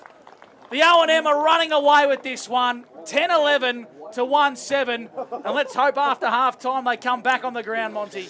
Yeah, they might take follow those cars going down Evans Street like all the supporters, boys, because how easy was that there from fullback all the way forward? And Leo McCarthy, he's had his kicking issues in front of goal this year. He's missed a lot, but just a classy user normally and puts that one straight through. The O&M just looks so dangerous going forward with the big fellas down there.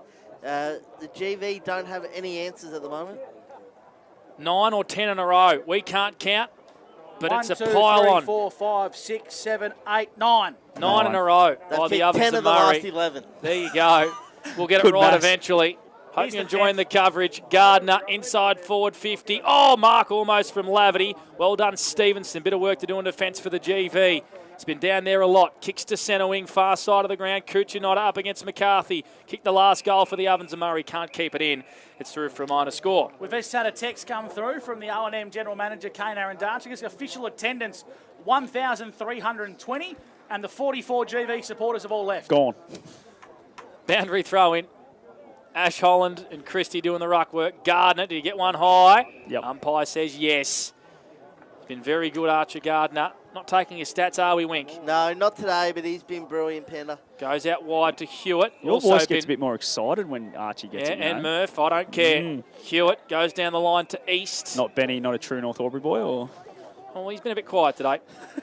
East, what's on his eye, Monty?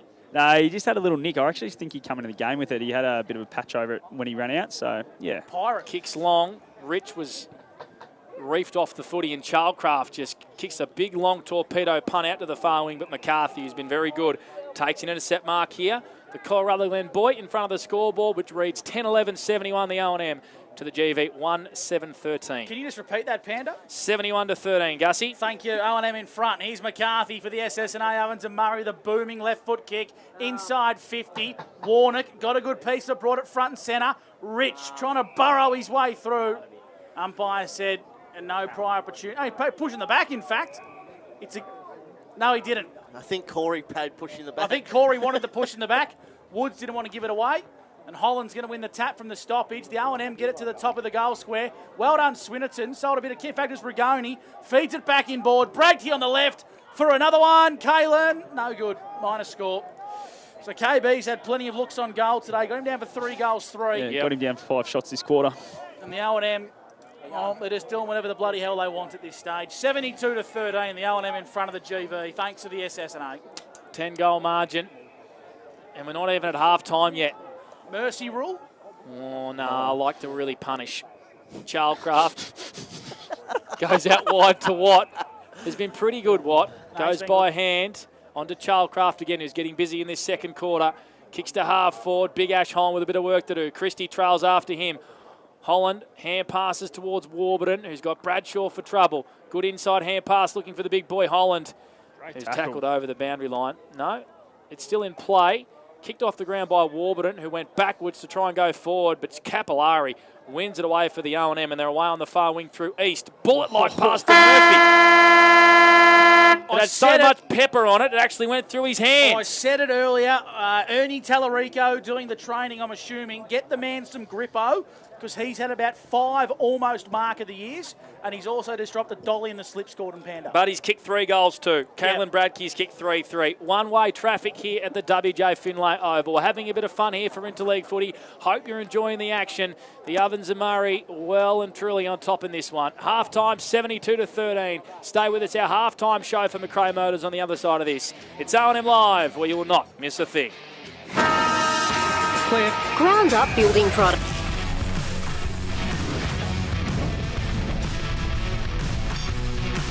GV suck.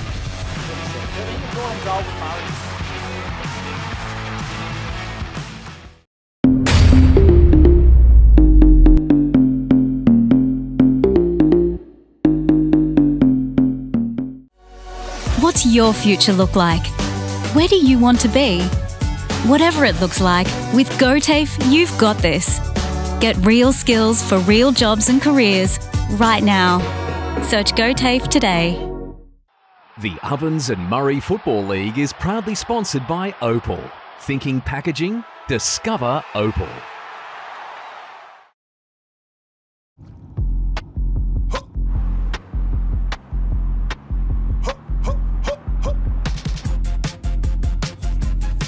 Shawty get inspired, how about that? How about that? This time.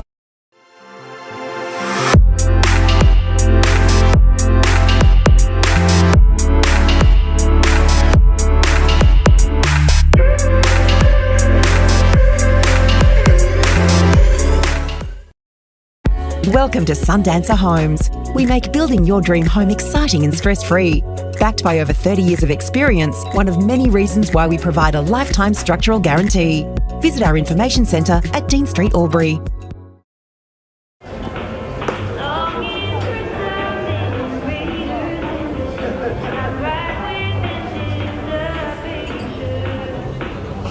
I reckon I'll go mid. Carlton Dry 3.5. Embrace the mid. At 2AY, we're your home of live sport. Every weekend, we bring you the best live broadcasts of the Ovens and Murray football and netball. Listen this weekend on your radio or the 2AY app.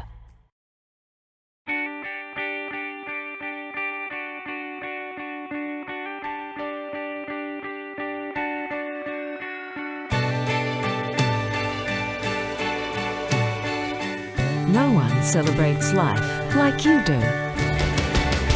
At Tobin Brothers Funerals, we're here to help you celebrate the life of your loved one, your own special way.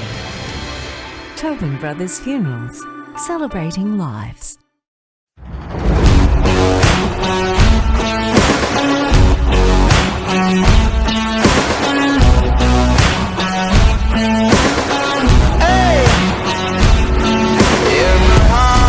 There's a home, there's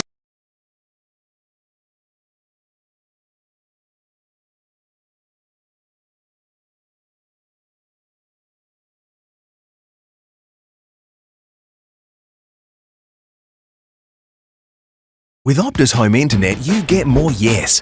Whoa. Which means less family screen time and more harmony with powerful Wi-Fi.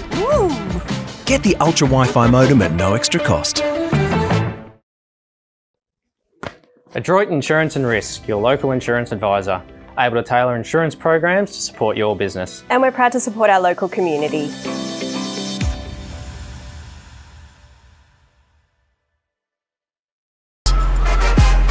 Out of the box and primed for the show. On your marks, get set. Being first out the gate. Get the fit you need. The athlete's foot. Fit for every run.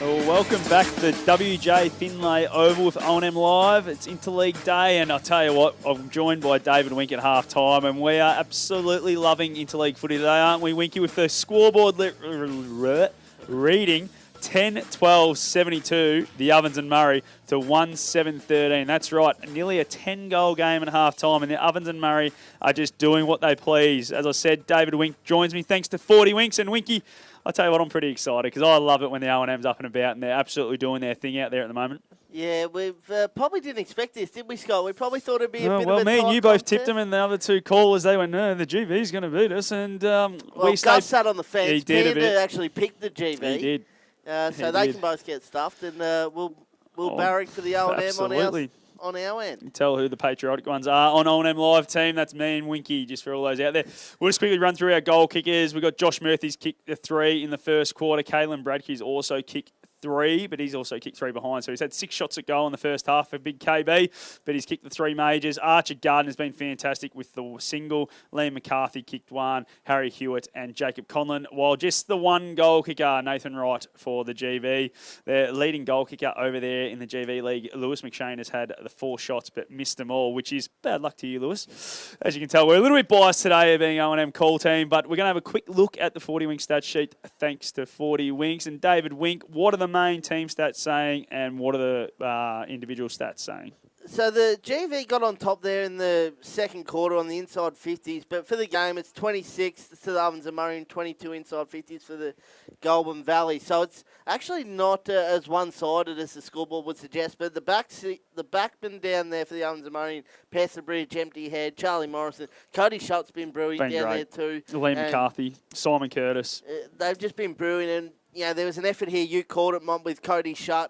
Afterwards, I just looked at it. Charlie Morrison run 100 metres just to give him a pat on the back. He's actually done that a few times. The play that Jack Costello got at the half-back got the 1-2 of Simon Curtis linked up, and you said he'll get it again here. He still kept running, and then we kicked the goal. Again, Charlie Morrison come from full-back, ran up, patted him on the back, and then ran back with him. So it just shows there's really good connection, especially between that back 6. That's why they're playing so well, and they're all playing for each other, which is not saying the JV aren't, but we're probably doing a little bit better. It's one of those things with rep footy is you throw a side together, they train, 3 or 4 times. At most. It's really hard to get that connection, and it looks like the Ovens and Murray, like you said, especially that back 6, seem to be really tight, led by Charlie Morrison, who's obviously the captain at Wodonga. I think he's the assistant coach today, yep. Shows what sort of leader he is, but that back 6 for the O&M has really stood up. For a couple of the individual stat getters, Noah Bradshaw has been brewing. He's had 12 touches. Jack Costello had 7 in that second quarter, so he's got 10 for the match. Ben Rigoni, Pandy said he's been a little bit quiet. He still had the 8 touches. I just reckon he doesn't get as excited as he does about the young North Albury boys. That's why he said he's been a bit quiet, but he gets very excited when Josh Murphy goes near it, or Archie Gardner, as he's called him a few times. Yeah, I think that they're probably a bit more flashy, though, aren't they? Benny does the hard work. He's the in and under. He's the grunt work. He does a brilliant job, does Ben Rigoni. He's playing against his old mob, of course. Tom O'Sullivan, he's had the 7 disposals. Capillari, he's had the 11. He's been good. Further Goulburn Valley, Mitch Truella, he's had 9. Jesse Cucinotta, he's had the 10. Well done. I wrote it here. I spelt it out in my own way, Scott. Archie White, he's been good. He's had 11. Lewis McShane, as you mentioned, with the 4 behinds. He's had 12 disposals as well. Looked really dangerous. But the one that's really stood out for me is Nick Warnock. Yep. He's been brewing across half-back. And then Jacob Watt, the long hair-wearing headband mover, he's looked really dangerous. Similar to Archie Gardner by the looks of it. He gets in and just wants to take it on. Yeah, I think those two have clearly been the standouts of the GV, and then it's probably a bit maybe McShane, but if he kicks 4 goals, well, the game's still on, and you say he's probably the best man on the ground, but when you miss 4, you probably get forgotten about a little bit. But Nick Warnock, cross half-back, his intercept marking is something I just don't know. I didn't see that when he played at Myrtleford. Obviously, he played as a full forward there, but yeah, I'll tell you what, whoever made the decision to put him at half-back, it was a great decision because it shows now at the next level up, he can really do it. And who are your best players in the first half, do you feel, for the Ovens and Murray team? Why are they 10 goals up? Who are the guys that are really standing tall? Without looking at the stats, just to your eyes, Winky, who are the players? Well, I think KB's been really good up forward. He's been really good. Will Christie's been really good in the ruck. They're 9-3 in the centre clearances. We're only taking the centre clearances stats, but that's a real key indicator of, I guess, dominance, not just from the midfield, but from Big Will. He's pretty much doing it himself after playing as a forward pretty much all year. with Big Ed Damon doing majority of the ruck work there at the Rovers. But I think Will Christie's been... Xavier Laverty impressed me a little bit as well. First quarter especially was really good. Probably one that, to be completely honest, when he got picked, I thought, there might be a few guys that I would pick ahead of Xavier, but a young guy getting the opportunity and really taking it with both hands. Do you know what he has had? High energy. Yep. Every time he's been around the footy, really high energy. His actual leading patterns up the ground to be that link player. You can see why Ben Reid was such a big rap on this kid a couple of years ago, saying that he will be the next big thing. And it's showing right now that he could potentially be that next big key forward for the Wangaratta Magpies and the Ovens and Murray, hopefully in years coming up, that just, everyone loves to watch because he did a few things in that first quarter that were very, very good and died out a little bit there, but I think the ball was just going over his head a little bit playing that half-forward role. And you can teach kicking, marking, handballing and all those key stats, but you can't teach or you can't bring energy. It's one thing that you either have or you haven't, and Xavier certainly he's got it. No, I totally agree with you there. I reckon he's been fantastic. And really, I was just talking to one of our media colleagues next door, and Andrew Moyer from the Board of Mail, and we're just trying to rattle off the best players, and you start going through it. There hasn't really been a bad one for the Ovens and Murray, has there? You look at it, everyone's had their moments. They've played 5-10 minute patches where they've been super fantastic. Jackson East probably had a quiet day, but I thought in that second quarter especially, he got on the end of it a few times and looked really dangerous. Corey Rich. Yep, been really good at times. Harry Hewitt's been fantastic, especially in that first quarter. I just feel there's so many guys that are standing up. Zach Peffybridge, who's doing a great job in the back pocket. I just don't see a bad player where you look over at the GVL side, and there's maybe three guys you look at going, they're winning their position. Other than that, everyone else is probably really a passenger at the moment. That's why the scoreboard does read 10-12, 72 to 1, 7-13, so that 59-point lead at half-time. Yeah, that's right. You look through the list, and it's hard to find a flaw at the moment for the Ovens and Murray. Their back six is standing up strong. Their ball movement through the middle of the ground's quick and dangerous, and then when they go forward, they're very hard to stop. Yep, spot on, mate. And if let's just look forward, let's just say the GV are going to put something in place. What are they talking about right now in the coach's room down there? And just going to go, right, this is what we're going to do, and this is going to get us 5 goals back in it, and then we're going to make up 5 goals in the last quarter. What can they do, Winky? What do you think they need to do? Do they need to maybe throw Ash Holland forward? He took 3 or 4 really strong grabs, couldn't quite convert. Maybe next time someone runs around the back and gets a handball. But, is that the option? Instead of him coming in the ruck, sending him forward? Well, without knowing too much about their other ruckman, I probably did a fair bit of homework on Ash Holland just purely for the fact that he won the Morrison medal last year, and we know he's a ruckman, so we thought he'd be playing there majority of the day. Will Christie's just beating him in the ruck. So maybe they need to look at doing something different. Do they roll a half forward up as an extra midfielder to try and get some numbers up at the footy, try to win it at the coalface?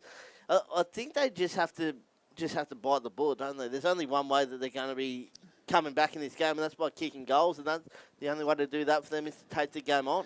Yep, and potentially Nick Warnock goes to full forward.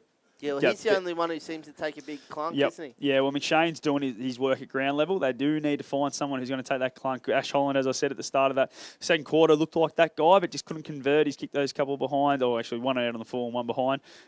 So maybe it's him. I just don't know what they can do. I think what they've got to do, they've got to stop trying to link up by hand. They're just turning over in the middle of the ground between the arcs way too much, giving the O&M really good looks. As I've said it 3 or 4 times throughout the call, that just the aggressive positioning from the half-backs from the O&M, they're coming up out of line so early. They're picking the cues, and they're coming up knowing that the GV want to link up by hand, and they're just putting them under the pressure, winning the back, and we're going back inside 50 so often. I'd love to see the stats when they come out from Premier Data, how many times we've repeat gone inside 50. That and next possession out, I think we're winning back very, very easily. So that's something I'd be doing. I'd be saying, righto, boys, we're going to play a chip mark game for the rest of the game. Let's just try and take uncontested marks, move it sideways, kick it backwards if we've got to, but let's try and control some footy, because this high tempo is not the way the GV want to try and keep up the O&M, because at the moment we're just running them off their legs and we're linking up our hand a lot better than what they are. And they're playing right into the Ovens and Murray's hands at the moment. Like, they're not. I don't think they've switched the ball a hell of a lot, which we know opens up the whole ground, a big wide ground here at WJ Finlay. But yeah, it's we watched Murderford play a couple of weeks ago, Scott, and Jake Sharp. He did exactly what you said, just was that aggressive positioning behind the footy, and that's exactly what the half-backs are doing for for his side today, and he'd be very happy man at halftime, I'd imagine. Absolutely. Jake Sharp had a big smile on his face, and so did brother Riley, who's doing the running, so they are very, very excited. As I said, it's 10-12-72, the Ovens and Murray, a 59-point lead, 1-7-13 the GVL. We're going to take a break, and we'll be back after this break with all the second half action here on Interleague Day from the WJ Finlay Oval on O&M Live, because on O&M Live, you won't miss a thing. Fridge broken down? Urgently need a new washing machine?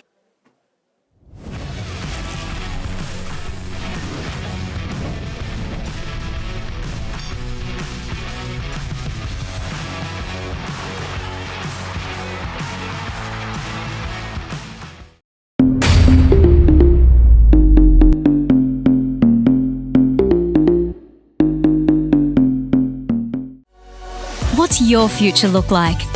Where do you want to be? Whatever it looks like, with GoTAFE, you've got this. Get real skills for real jobs and careers right now. Search GoTAFE today. The Ovens and Murray Football League is proudly sponsored by Opal. Thinking packaging? Discover Opal.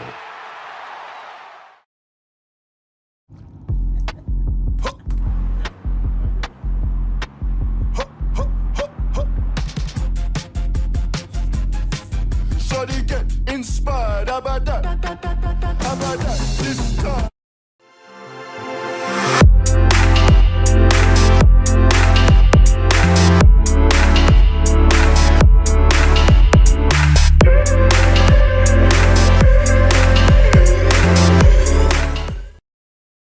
Welcome to Sundancer Homes. We make building your dream home exciting and stress-free. Backed by over 30 years of experience, one of many reasons why we provide a lifetime structural guarantee. Visit our information centre at Dean Street, Albury.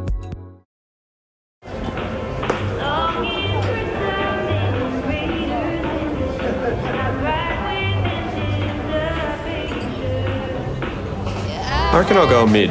Carlton Drive 3.5. Embrace the mid. At 2AY, we're your home of live sport. Every weekend we bring you the best live broadcasts of the Ovens and Murray football and netball. Listen this weekend on your radio or the 2AY app.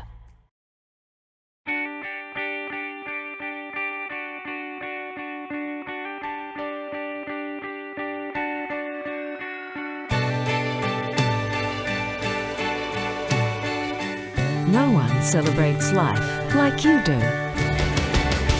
At Tobin Brothers Funerals, we're here to help you celebrate the life of your loved one, your own special way.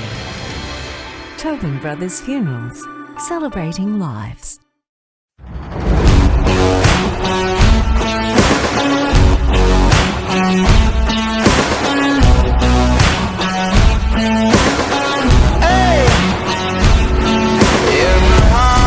There's a home, there's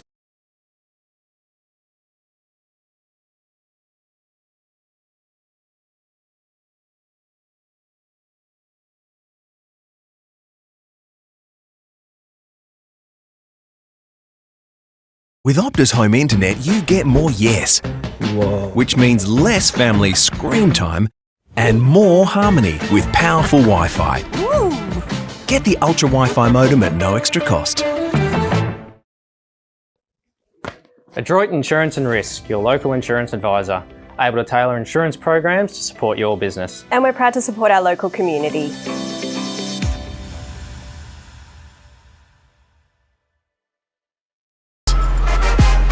Out of the box and primed for the show.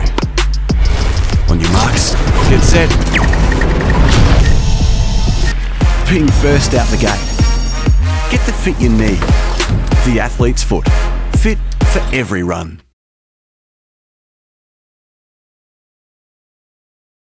Mr. Elks, David Street, Albury. For summer fun or winter warmth. Mr. Stove's Pool and Barbecue, we've got it all for you. Oi! Third quarter. Weesners, Walla and Wodonga, your local family-owned Massey, Ferguson and Fent dealer. O&M Live on 2AY. Welcome back to O&M Live. The third quarter has begun seconds ago, and the GV have got the first bit of possession, but they've turned it over across half-back. Inside 50, Swinnerton. Same as we finished off. The GV is still in Shepparton, and the O&M kicked the first goal of the second half. 78-13. Monty, I don't know what the coach said at half-time. It didn't work.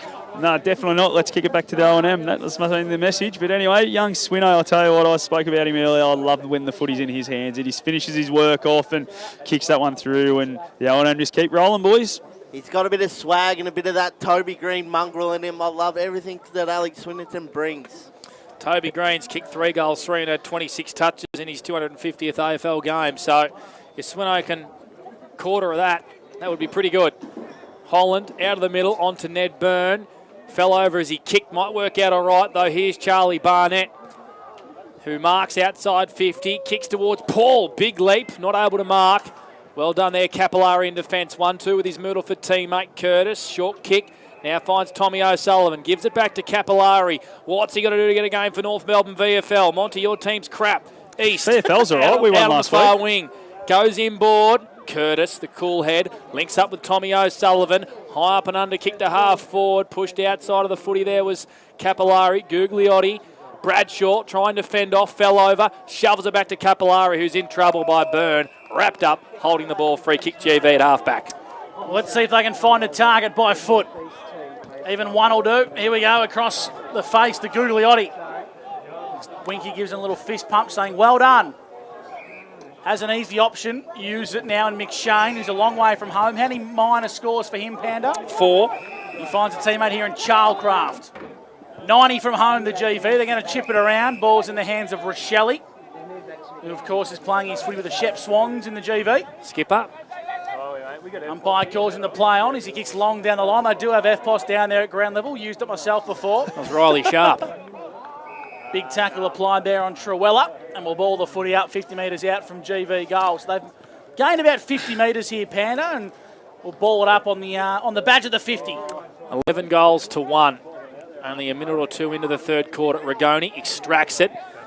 Almost fell over. Hand passes it towards Tommy O'Sullivan, his former Seymour teammate, and runs out of bounds and goes over for a boundary throw-in right in front of our commentary position. We've loved the Interleague action today. Hope you have as well at home too. Christie jostles for front position. Truella grabbed, free kick against Capillari. A free kick to the GV on centre wing, and they have to make something of this, Gussie. They trail by 65 big ones. So Truella from Rochester, one of the premier players in the competition. He's one of Winky's men and Panda's plagiarised men. Moon ball. Up inside forward 50. McShane left it behind. Over the back of the contest there was Barnett. Now McCarthy for the O&M. A well-weighted lob wedge out wide to the running path of Harry Hewitt. And the O&M will stream out of D50, almost uncontested.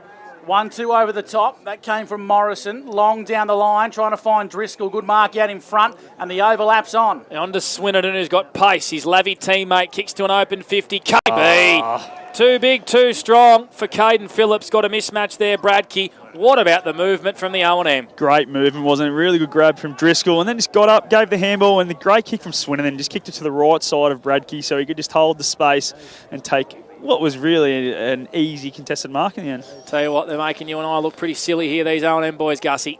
Especially on our podcast yesterday. Nah, well, I tipped them before the game, the O&M to win. So, shit. You know, the Jackets are about to come out. Oh, I'd never question it at all. Caitlin Bradkey, 45 metres out, slight angle. He's kicked his fourth behind. That's 3 goals, 4 for KB. 79 plays, 13. Scintillating movement down the far wing for the O&M. Unfortunately, KB wasn't able to cap it off. Winky, over to you, my friend. Yeah, that play there from Shawnee Drills, taking the ball straight away, play on, bang, Alex Winton gets the ball moving. O&M have been doing that all day, and the Goulburn Valley have had no answers. The Hollands impacted the contest there for the GV, and we'll have a stoppage front and centre. Right in front of you, Monty, for the Newmarket Hotel. Yeah, you see the GV just trying to get a few more numbers around the footy. They're trying to just control the space, but just not working for them at the moment. Ball's in the hands of Bradshaw, who kicks long down the line for the Ovens and Murray. Nice contest, well done the back there from Cucinotta. And now it's going to be Warnock, who kicks long down the line, trying to find the captain, Holland. Brought it front and centre. The O&M have numbers. They slingshot back to Bradshaw. Been a best today for the Ovens and Murray, trying to find Driscoll, flew high. Now they're going to exit D50, are the GV. Watts, handballs to space, just trying to gain some yardage. Now the ball's in dispute, picked up by Curtis, inboard, linking up nicely with the former Lavington player. Now it's going to be Leo McCarthy, who finds the left boot, links up nicely. Hewitt on the far wing, in front of the scoreboard. Having a really good year is young Harry Hewitt. Pumps it long. Murphy caught 4 deep. Was able to impact the contest. Gardner left the footy behind. Holland on to Robinson. It was a really interesting hand pass, 20 metres backwards. Driscoll wins it back. Grab without the footy. Free kick to Shawnee Driz. Fresh off 5 goals last week and a Mark of the Year contender. Can line up for his first today. Tighten the pocket, Monty. This is right up his wheelhouse. Absolutely it is. We know he's going to swing around and kick that snapper around. And that breeze is picked up again, boys. So I reckon it's probably a 2-goal breeze heading down that way to the Evans Street end. So Shawnee Driz, team of the year last year. Couldn't get a game of Albury due to points a couple of years ago. Playing very good in the last 2 or 3 years for Lavington. Runs around, snaps, and misses for a minor score. Hasn't hit the scoreboard yet today with a major. Shawnee Driz, that's his first minor. 80 plays 13. That is correct. 8 plays 13 on the Inspirations Paint scoreboard. Hello to Jeffy and the crew. Gus McLeod. Yep, enjoy the few refreshments this afternoon. Boundary side, Newmarket Hotel, Scott Montgomery. That's what I'll be having a refreshment this evening. Yeah, I think all the O&M will be the way it's going, boys, just to celebrate it. But yeah, as we spoke about, David and I, in the halftime show, that they've just got to try and control the footy of the GV, try and take some pace out of the game because they're just trying to go too quick and turn it over like they have here. It's a ball kick in from the GV. Bradkey gets the ball onto Pendergast, who's at the wrong end of the ground. He's called empty head for a reason. Handballs back towards Bradkey, breaks away from 3 or 4. On the boot, inside 50. He'll claim it as a pass, and O'Sullivan marks, kicks into the pocket. Rich has a chance to snap. Kicking on goal, it's another one. Have a listen to this, boys. Here's what's going on. Bang, they're cracking the cans, the O&M. They've kicked another one, 86-13. This is getting out of hand. I don't know if anyone saw that, but Empty Head just handballed it to himself before he gave that one to KB, and then KB's kick was an absolute mongrel. But everything's just going the O&M's way at the moment. Found a target inside 50, and unselfish from Tommy O'Sullivan to find Corey Rich and just kick another one for the O&M. KB's pass looked like a bullet to me, boys. Hit Tommy Sullivan straight on the chest. Where else do you want it? I tell you what, I'm just getting a text through from Jake Sharp. Wants written apologies from me and Gus. What are you talking about? I tipped us. Oh, I'm not sure. Holland and Christie in the middle. Bradshaw brought his own footy today as Noah. Kicks a high up and under to half forward. Lands in the lap of Swinnerton. Snides' young man. Runs to the top of the goal square. Drills a beautiful kick in towards Jacob Conlon.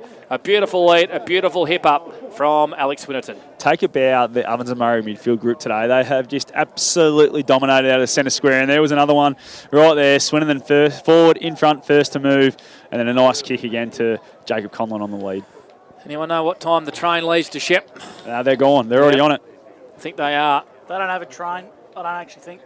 So Jacob Conlon, who's kicked one, can line up here and make this a 79-point margin, and he does. It's getting really ugly now. Kicking to the Steve Norman and the O&M. They move to 13-14-92 to the GV, 1-7-13. How many is that in a row now, Gus? I've put you well and truly on the spot. 1, 2, 3, 4, 5, 6, 7, 8, 9, 10, 11, 12 in a row. And they haven't kicked a goal. You just need to take one off our total because they kicked one after our first one and then we've kicked the rest, boys. So don't worry about counting them up, Gussie. Just trying to add a bit of quick maths. Bit of drama to the effect there, Mont. Bit of craft. A little bit of craft. Bit of craft. Maths has never been my strong point, but the calculator's out and it tells me we're in front by 79 points. Back in the middle. Nice tackle applied there from Rigoni. Still pinballs around. Rigoni's gathered now. Bit of a chicken wing as he's tackled and we'll ball it up. David, some 40-wing stats, anything that favours the GV in a nice light? No. That was pretty unanimous. The O&M by Rigoni. Handball towards a bit of space. Nice pick up there from Driscoll over the top to Swinnerton. Gets the 50. Unselfishly lowers the eyes, but it was the wrong option. Should have shot. Nice mark on the last line of defence from Phillips for the GV with Shep United. And I believe, poor kick. I'll get back to the story soon. Ball's in dispute. Bradkey spills it out. Swinnerton over the top, trying to find Laverty. Laverty, top of the goal square. Conlon can gather. Left it for Murphy. Now Conlon, toe poke. minus score. They're playing just tricks now, aren't It's like playing FIFA on easy difficulty is what's going on. they? Is there anything easier than easy? 92-13 here. The Ovens and Murray lead the GV. Ball's in the hands of Hicks from the sticks. Wallets, they call him. Goes out wide. It's been intercepted here by Pethbridge, who's taken the piss. He kicks it on his right. And it's been marked here by Corey Rich, who I reckon's going to be pretty happy today, Monty. I don't want to be an arsehole here, but at least he's going to play in a win. Oh, mate, we shouldn't kick our teams while they're down. But Corey Rich, I tell you what, he has been not quite today, but he's probably gone a bit unnoticed. I reckon he's been fantastic in a role that's not really him. He's normally a midfielder, but playing that half-forward, unselfish role, a lot of work rate, and he's going to get his chance to hit the scoreboard again. He's kicked 1-3. 3 behinds. All of his scoring shots have come in the first quarter, Corey Rich. Kicks to the top of the goal square. Oh, big fly from Murphy, who's flown about 4 times today. Spills to Swinnerton, snap in the pocket across the face. And it's through for another minor score. How many repeat inside 50s have we had, Winky? Not taking that stat pen, but we've had 9 inside 50s this quarter, and we've taken 6 marks. How many for the GV? 2 inside 50s this quarter. Haven't scored a major since the 5th minute mark of the first term. Good. It's alarming. Here's Hicks from fullback. Finds a teammate. That's a nice one. He finds McShane. This is telling me something when the leading goal kicker's having to get the half back to get a kick. I think it's might be signed and it's all over, boys. She was over before it began. Long down the line. Mark's been taken by Paul, who looks to be okay after the ear massage he got in the first term, Monty. Yeah, he's fine. Obviously, it was Josh Murphy's knee that gave him that ear massage when he was trying to take mark of the year. Coochie not up. How many numbers for him, David, on the 40 wings? This will be 12. He's been solid today for the Violet Crumbles. Inboard, biting off a lot. They've got to roll the dice to the GV. Beatty wrapped up in a Harry Hewitt tackle, and the umpire calls for it. We'll throw it up on the edge of the centre square. 94-13, the O&M are home. We've played 12 minutes in the third. Just got a text from the president of the Wang Rovers, Wally Pasquale. He wants to know if we're drinking on the job. Just trying to make something fun of this, Wally, because it's a bloodbath at the minute. I wouldn't mind a beer, so run one up to me. Yeah, Wally, if you got some. If Wally wants to bring a few up and he's listening. Gardner marks, goes by hand to Capillari. Murphy's going to run, jump and mark. Playing in front, can line up for goal number 4, Josh Murphy. It was a bit of an interesting kick from Capillari, but he can go back here and nail another one. Yeah, I don't know if the handball from Archie Gardner was quite on. It put him under the pump a little bit. Capillari had to change his running pattern and then kick it around the body a little bit. But just again, we're just attacked that hot spot nearly all day, and our big forwards have just done the job, and Murphy goes back for another one here. Speaking of Andrew Moyer in the box next to us, if he can kick 5 or 6 today, it just sends a message to the recruiters at Collingwood and the VFL. He's kicked his 4th. Look at him and KB again doing their celebration. I'm not sure what it's about, but he's kicked his 4th, has Josh Murphy. And that is the 13th in a row for the Ovens and Murray. They move to 100. Raise the bat to the GV 1-7-13. Not kicking a goal, the GV, since what minute mark of the first? 5. Since the 5-minute mark of the first quarter. Josh Murphy's been on fire. Starting in the centre, the 12 centre clearances to 4 for the game. The O&M's really dominating the midfield, and that's why we are so far in front, boys. What's the margin now? 87. We're up by heaps, Panda. So we're back in the middle. Laverty in the ruck. And he won the tap for the O&M, and he gets the ball going our way. Gardner missed the handball trying to find Rigoni. GV have numbers, and they're going to exit off the back of the stoppage. Looks like Warburton running forward. Kicks inside 50 for the GV. Holland's the target. Nice mark, Pethybridge. For the Ovens and Murray, flew high and intercepted beautifully. Not the best kick there from East. Well done, Watt, over the top. Running inside 50 are the Goulburn Valley, top of the goal square. Shane Metcalf lifted behind.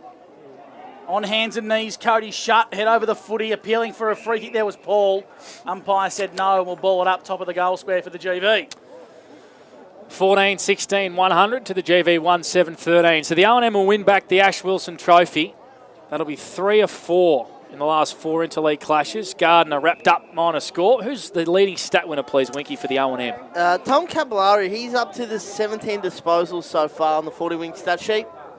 Holland with a beautiful little tap down towards Rochelle. Kicked out of mid-air by the O&M. Goes as far as Watts. All this still an attacking 50. Rigoni with a big crunch tackle on Watts. Over this football is East.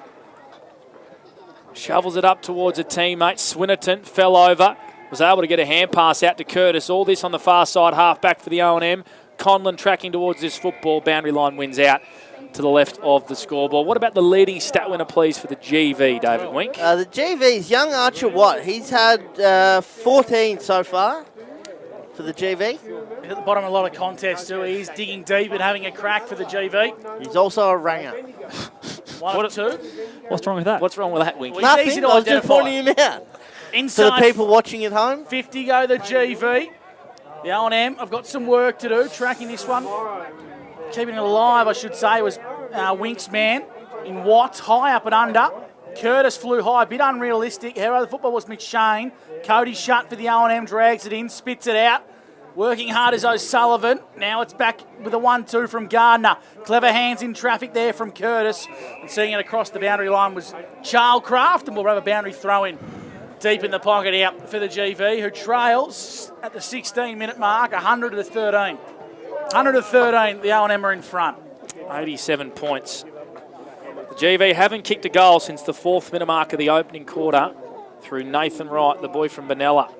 Beautiful tap from Holland onto Cohen Paul, who spins around in a 360, breaks a tackle, kicks to the top of the goal square. Rochelle put himself in a dangerous position. Pendergast tackled by a couple of GV Violet Crumbles, and we'll have a ball up. 30 out from GV goal. It has been one-way traffic all day pretty much. Gardner with pace from the contest. Kicks to the far side of the ground. No one out there. Absolutely no one. Better chance of getting a posse out there from the Normins. Driscoll has Costello running for him. Kick was shallow. And Norris marks for the GV. Over the top, they're going to go inside 50 here. Ball sits nicely for Paul, who's been swung into attack. High up and under, top of the goal square, trying to find Big Ash. He brought it front and centre. Well done, Curtis and Pethybridge. Now over the top, linking up was Capillari, needs to be clean. Gardner, handball back to Capillari. He was held there. Umpire found the free kick. It's going to go the way of the Ovens and Murray. It's going to be Capillari from the Myrtleford Alpine Saints, who's got how many 40 winks, David? Tom Capillari's up to 18 now, Gussie. Now Gardner, he marks stretched out in front, lowers the eyes inboard at centre half back. It's Costello via hands. A nice link up with Simon Curtis. Costello takes a bounce in the centre of the WJ. Finlay to leading lane of Murphy. He left it behind. Bradkey streaming up at centre half forward. Can't quite gather. Kept it in front of him. Costello. Handballs out wide to East. East handballs over the top into no one in particular. Murphy gets there. Sells a bit of candy. Dispossessed. Now Laverty gets the footy. High up and under. Top of the goal square. Missing and had the legs to the left. And it's a minor score. So 14-17 to 1-7. The O&M are putting on an absolute clinic. And I tell you what, Monty, Xavier Laverty, he was a shock inclusion and he's putting together a pretty good game today. Yeah, shocked you. Shocked the blokes that really watch the footy. Gussie, we all knew what he could do and he's putting it on today. Clip if I've ever heard one. Bang. From Scotty Montgomery. Luckily we weren't on air in the car on the way down, Scott. Cohen Paul at half back. He's been really good today, especially in the opening quarter. Probably died out of a little bit, but he got dried up at the footy coming to him, didn't he? His kick across goal was dropped by Hicks, who's got a lot of work to do with Kalen Bradkey chasing after him. Ball's been marked by Woods on the far side at half back. Goes down the line, or overrunning the football there was Kuchinotta. Left it behind, and here come the Ovens and Murray. Capillari inside forward 50. Conlon playing forward today. Spills the mark. Swinnerton swooping on this, but he runs out of grass, and we'll have a boundary throw in. What are you blokes laughing Sorry about that little whack, Gussie, but I was saying to Winky in the halftime show that Laverty was one of those guys that Ben Reid was big on at the start of the year. One of the kids coming through who's played 40-odd senior games already as a kid, and you can see why he looks at him and says what he said about him. So He kicked 4 on debut against the Albury Tigers, did Laverty. He's a 17-year-old, I reckon, Monty, so he's got all the talent in the world. Absolutely. I was just more maybe comparing him to a few of the other centre-half forwards in the competition, but he's earned his keeps. Yeah, he's been fantastic. Xavier. Do you reckon Josh Murphy and KB have enjoyed playing with each other, Monty? I think they have. I reckon they might have enjoyed the night down here last night. And yeah. Boundary throw-in, deep into attack for the O&M. Evans Street end. KB lost the ruck work. Exiting D50 there was Kuchinotta. For the Violet Crumbles out wide, McShane marks. True centre wing, showground side for the GV. And not many options are presenting Panda, so he switches dangerously. And the mark's been taken by Beattie from Seymour. Plays on. Kicks to half forward. Rochelle not able to mark. Morrison just floated in front of him. Too easy, all that. Swings around onto his right. Kicks to centre wing. Conlon. Oh, that was just muscle, Monty, on Stevenson. Took a wonderful Mawson's concrete mark of the day. Plays on. Kicks towards Swinnerton. Well done there by Woods. Wins it back for the GV at half-back. Inboard to Beattie. On to Stevenson. Runs in a bit of trouble. Hand pass opens up through Paul. His hand pass was really poor. Watts left it behind. Hewitt sees it over the boundary line. And we'll have it thrown back in front of Monty. Boundary side for the Newey at the 20th minute mark. Again, just that forward pressure coming up from the half-back line by Hewitt and the guys like that. They're just really cutting off any possession that the GV trying to link up by hands. Boundary throw in. Well done by Christie up against Norris. 50-50 battle there and a tackle's been applied. We'll ball it up, Panda. Is this a mental question here, Monty? Is this put yourself in a GV player's shoes here? Is a little bit about, well, what have I got to gain here at this point in time? Yeah, you don't want to get injured, do you? Yep. There's no point because you're not anywhere in the game and you've got a big game next week for your club side. So, yeah, it's a really hard one because this is one of those ones that could get super ugly if they do go into that sort of self-preservation mode and the L&M just keep going. A bit of pride surely on the line here, though, Gussie. Yeah. It's already been distinguished. They've lost most of it, I'd say. Here's Christie for the O&M. On the right, long down the line. Nice wrestling there from Laverty. Made a go of it. GV have numbers at the back of the contest. One of them is Watts. Handballs to his Shep Bears teammate. And missing that one was Watt. Now he goes back inboard to Byrne. Now it's Watts. Handballs laterally. Nice link-up play there with McShane. They're going to go inside 50 via Warburton, top of the goal square. Great defensive work from the O&M. Pendergast and McCarthy. Ball falls the way of Empty Head. Lowers the eyes and he finds the assistant coach in Charlie Morrison, who kicks down the line. Looking for Bradshaw, his Wodonga teammate, well fisted out by Norris though. Classic example there, Monty. GV going inside forward 50. One attacker had two defenders to beat. Yeah, they're just not on the same page, I don't feel, and I feel they've probably haven't probably spoken about their setups, or I look at the O&M and it just looks like they're all on the same page. They're all leading to the right spots and all the players kicking there know where they were going to be. Norris at ground level has been pinged for a throw. Oh, a bit stiff. Yep, a bit stiff. A free kick to Tommy O'Sullivan, who's getting better every week, I have to say, for Wodonga. Probably a slow start, but showing his real class here. Goes on the wing to Swinnerton, who's got 15 metres of grass in front of him. Kicks poor, out of bounds on the full at half forward, and a free kick to the GV at half back. 1-7-13 the GV to the Ovens and Murray. 14-17, 101. This isn't a sci-fi, it's a game of footy, Gussie. What are the GV coaches saying at ground level, Monty? Nothing that's working, clearly. Long down the line, go the Goulburn Valley, trying to find Warnock, who looks like he might have been swinging to attack. No, he just worked down the line. No, I reckon that's something they need to pull. Maybe get him the centre forward. He's only got this looks like clunking one today for the GV, so maybe just try something different, boys. Throw the magnets around. So a boundary throw in, true centre wing in the clubroom side of the WJ Finlay Oval. The O&M leading by a hell of a whopping margin, 101-13, and the mercy rule might come into play after three-quarter time. 23 minutes gone here. In the third term for the SSNA club, Bradshaw feeds the handball out wide. Nice work. On to O'Sullivan now. The O&M go inside forward 50, looking for Murphy. Nice mark out in front from the GV. It's Nick Warnock. If you had had this form for Myrtleford, we might have had a different conversation with them a few years ago. Charlecraft exits D50 for the GV. Looking for Kushinoda. Well done in defence, Curtis, who's been so good all day. Kushinoda wrapped up in a big tackle holding the ball. McCarthy wins it on the far wing. No, boundary throwing. Oh, okay. Thought the umpire was about to pay holding the ball. Swung him around to the 360. Do we have any around the ground scores, Winky? Well, GWS have knocked over Carlton in that game there, 110-82, and a big shout out to Travie Cartwright on the camera today. Hope you're okay, Travis. No, he's actually, there's tears running down his face. I'm looking up at him now. Well, he's not happy. You thought it was raining. I did, yeah. Travie crying, unfortunately. I need the raincoat out. Hawthorn and Brisbane to kick off in 15 minutes' time. Looking forward to that one. Should be a beauty. Byrne. Go the Lions. Wrapped up by Noah Bradshaw, who's been one of those very important cogs in of an impressive Ovens and Murray midfield today. Ball on the far side, Holland and Christie. Christie's probably got the better of Big Ash today. By Not fair probably. way. Well and truly, as Bradshaw goes into attacking 50 and Warnock again, chopping him off for fun. It's been down there a bit, but he's one that can hold his head high, Monty. Yeah, he's clearly been the best, I feel, for the GV. It could be 130, 140 points if he wasn't down there. He actually signed at Finley this year, gents, and had a change of heart late and went back to the home club, Benalla. Bit of an SOS call, you reckon? I think JT would have liked to have kept him because the Cats aren't going all that well this year.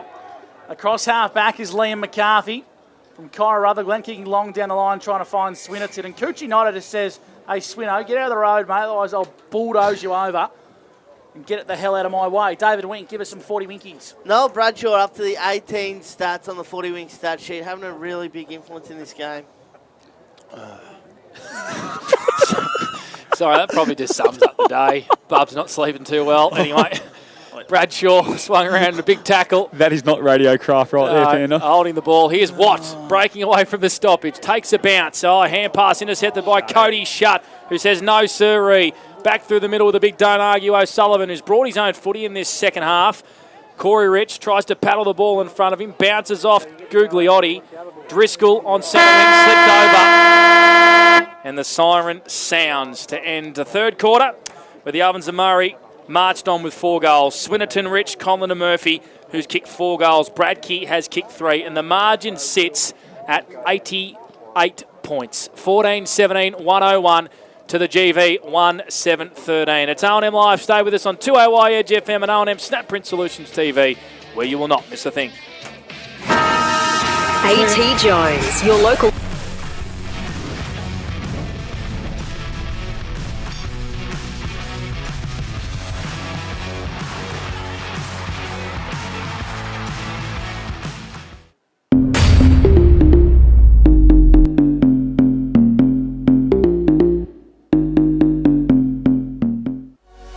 What's your future look like? Where do you want to be? Whatever it looks like, with GoTAFE, you've got this. Get real skills for real jobs and careers right now. Search GoTAFE today. The Ovens and Murray Football League is proudly sponsored by Opal. Thinking packaging? Discover Opal.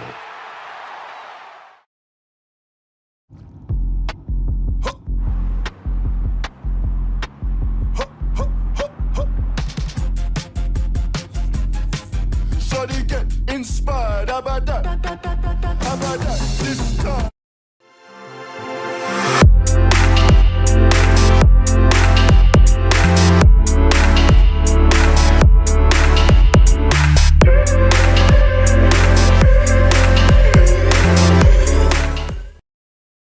Welcome to Sundancer Homes. We make building your dream home exciting and stress-free. Backed by over 30 years of experience, one of many reasons why we provide a lifetime structural guarantee. Visit our information centre at Dean Street, Albury.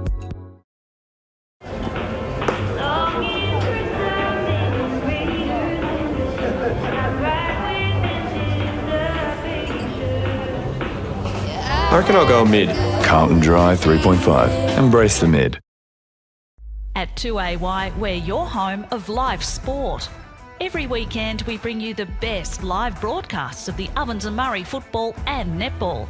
Listen this weekend on your radio or the 2AY app.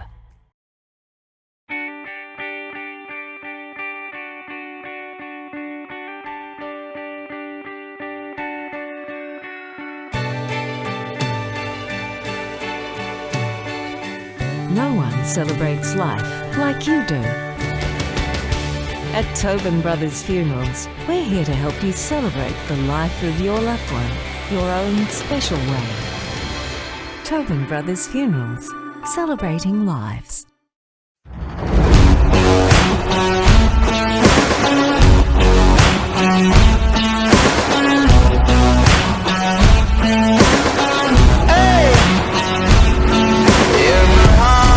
There's a home, there's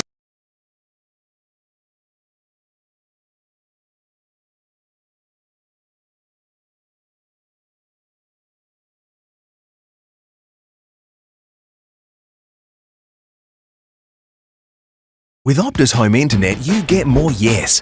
Whoa. Which means less family screen time and more harmony with powerful Wi-Fi. Get the Ultra Wi-Fi modem at no extra cost.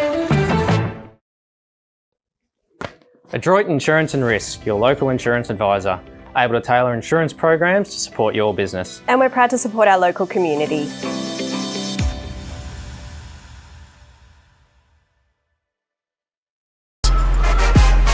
Out of the box and primed for the show.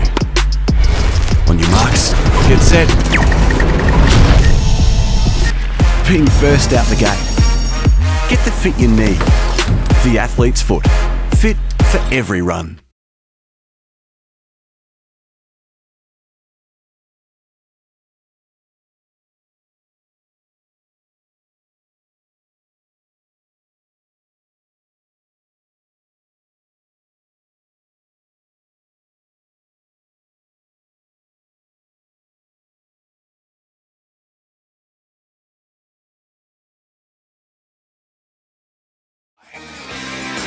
Welcome back to the WJ Finlay Oval, where it's been one-way traffic since the first minute of the game, really, when Caelan Bradke kicked one of his 3 goals, and the Ovens and Murray hold an 88-point lead over their great rivals, the Goulburn Valley. Blake Pandaresco with you, Gussie McLeod, David Dawson-Wink and Scotty Montgomery. Jacob Conlon-Winky has he's equalled the GV score of 2-1 himself. Yeah, and he's been playing full back for the Albury Tigers, so maybe Ryan Garthwaite and Mac Lynch are watching. They might see something and throw Jacob's magnet forward, but look, it's been a pretty comprehensive win to the O&M guys. We were just chatting off there. It looks like they're just more prepared. That's what it seems like. These young guys that are running around for the O&M look hungry to impress. And David, I'm just going to cut you off. We're not more prepared. We're just a better league. Well, you said it, Scott. Yep. So did we, to be honest. So did we. Go down to you, Monty. What's happening at ground? Sharpie's really still going, just really giving it to him. I think he's saying, let's just really roll him into the ground here. I'll listen to a little bit of the GV. They just said, come on, boys, let's put a bit of respectability. Got to make sure we hit the scoreboard a couple of times this quarter because it's just all been one-way traffic. So, and Sharpie, yeah, as you said, he just still held on and we didn't get much of what he had to say. Scott, I've got a question. Have you ever known the O&M to beat the GV by over 100 points? Not in my time. Definitely not in my time. I reckon there was one we won by 80-odd. It'll be a while ago now. Yeah, other than that, it's been pretty close. Except for last year when they beat us pretty comfortably. Yeah. And we're just talking off air then.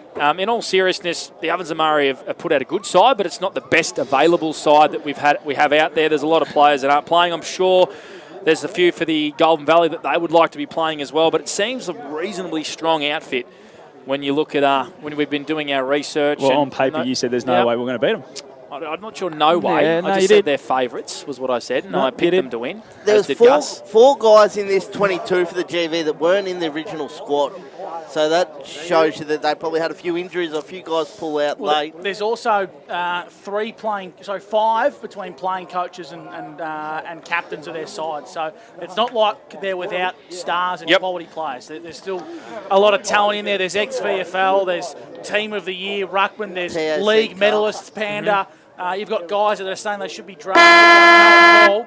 It's just not working. Anyway, they trail 101-13. Let's see if they can turn it around the last quarter. A bit too late for that, Gussie. Maybe they can get some respectability on the scoreboard. And Rigoni says no sirree. Out of the middle onto Corey Rich, who's going to kick this into the pocket. Murphy not able to mark. Ball spills to ground level. Driscoll there. So's Jack Costello. Hand passes to space. Robinson, the Kyabram captain, just slams this on the boot to centre wing. Trying to take a one-headed mark there with Stewart. Hand passes it to Christie. Going in hard there was Rochelle. He's spinning out of traffic. He kicks to half forward, and it's been marked by McShane. He's too far to score. They're going to run away with pace. What a tackle. Super work from Zach Pethybridge, wrapping up Watts.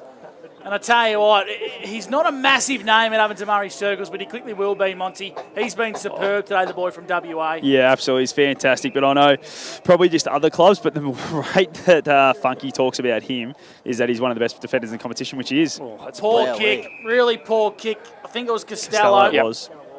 And it's going to be in the hands of Charlcraft, who's going to have a set shot here for the GV. They haven't scored Panda since when? The 18th minute mark of the second quarter, which are behind. Right.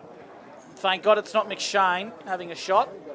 He didn't bring his goal kicking boots today. Or Big Ash.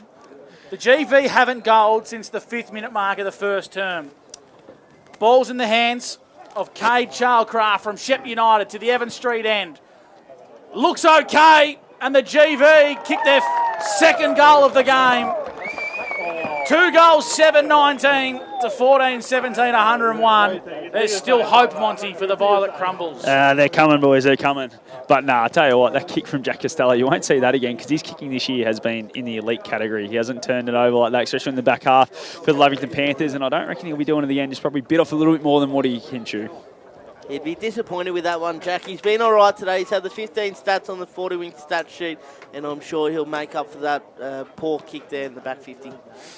So, as Gussie said, their second goal of the day and their first one since the 4th minute mark of the opening quarter.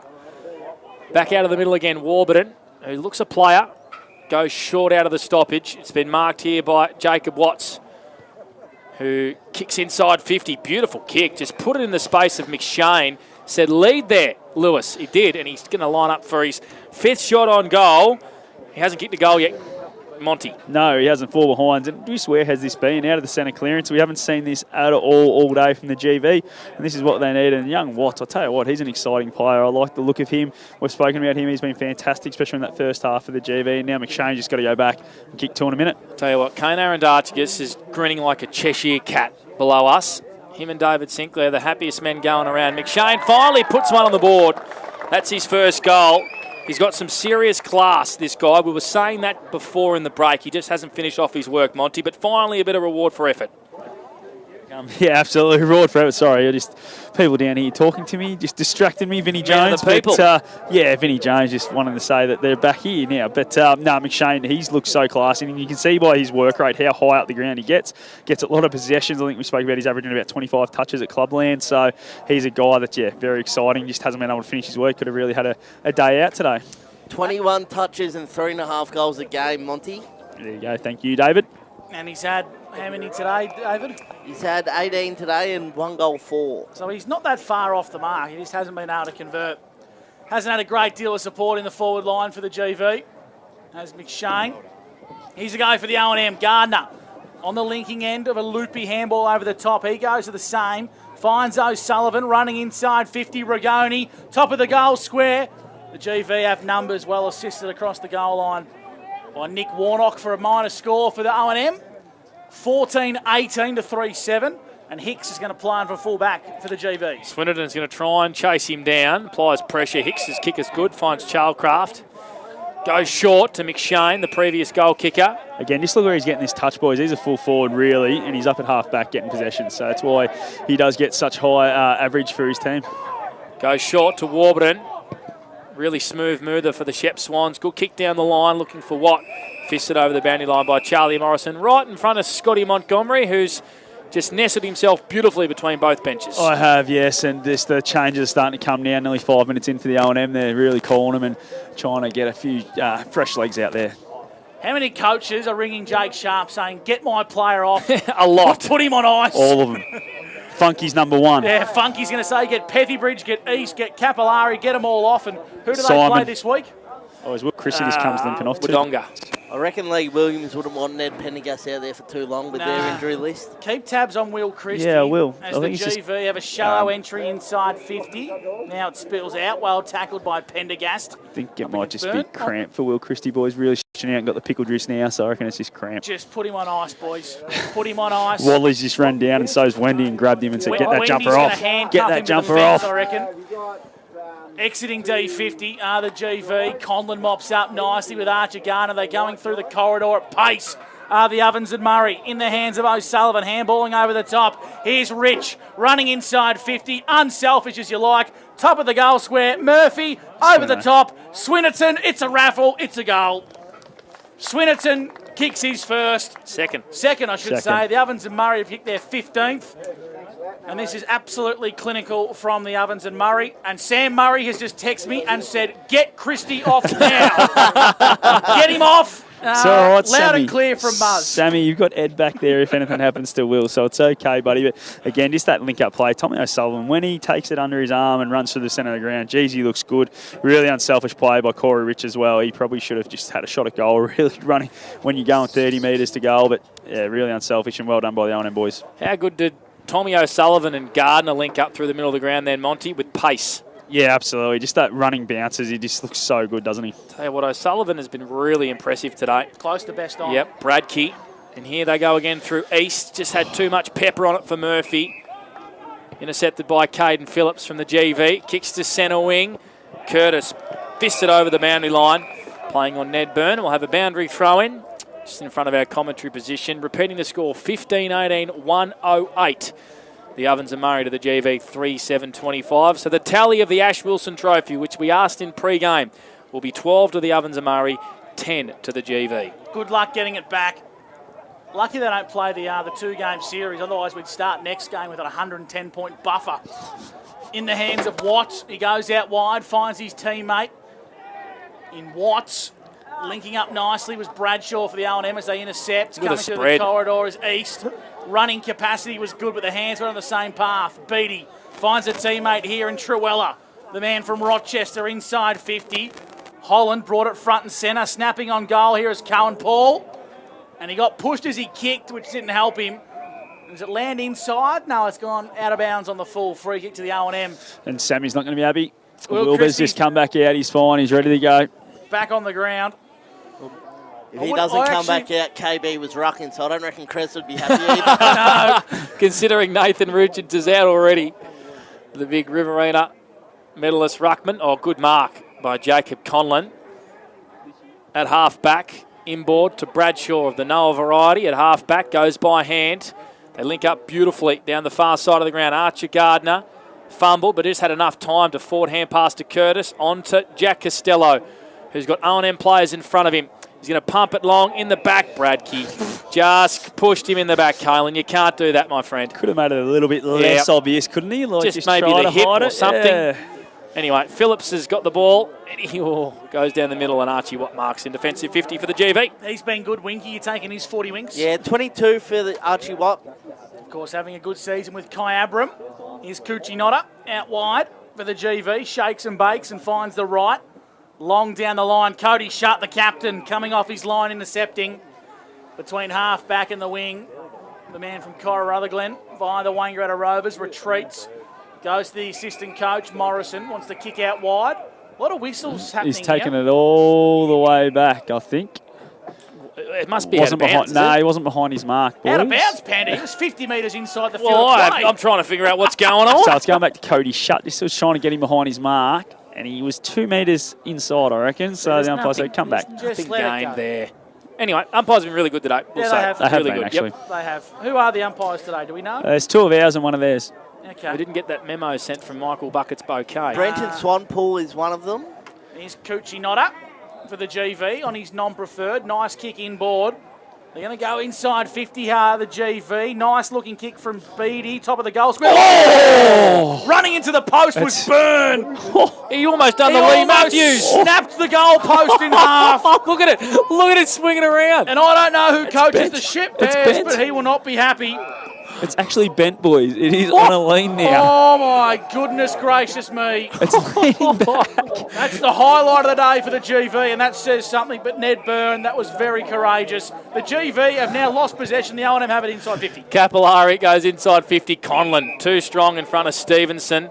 Plays on, looking for KB, sliding down at ground level. Gardner has time to gather and snap on goal. Marked. Oh, I thought the post. Almost had deja vu because Laverty almost sprinkled himself into the post. He can pop it over to Jacob Conlon here if he wants in the goal square. Be selfish, he is, Av. So Laverty, who's kicked one behind today, wants to get involved in the action. Why not, Xavier? And he's kicked it through for a major.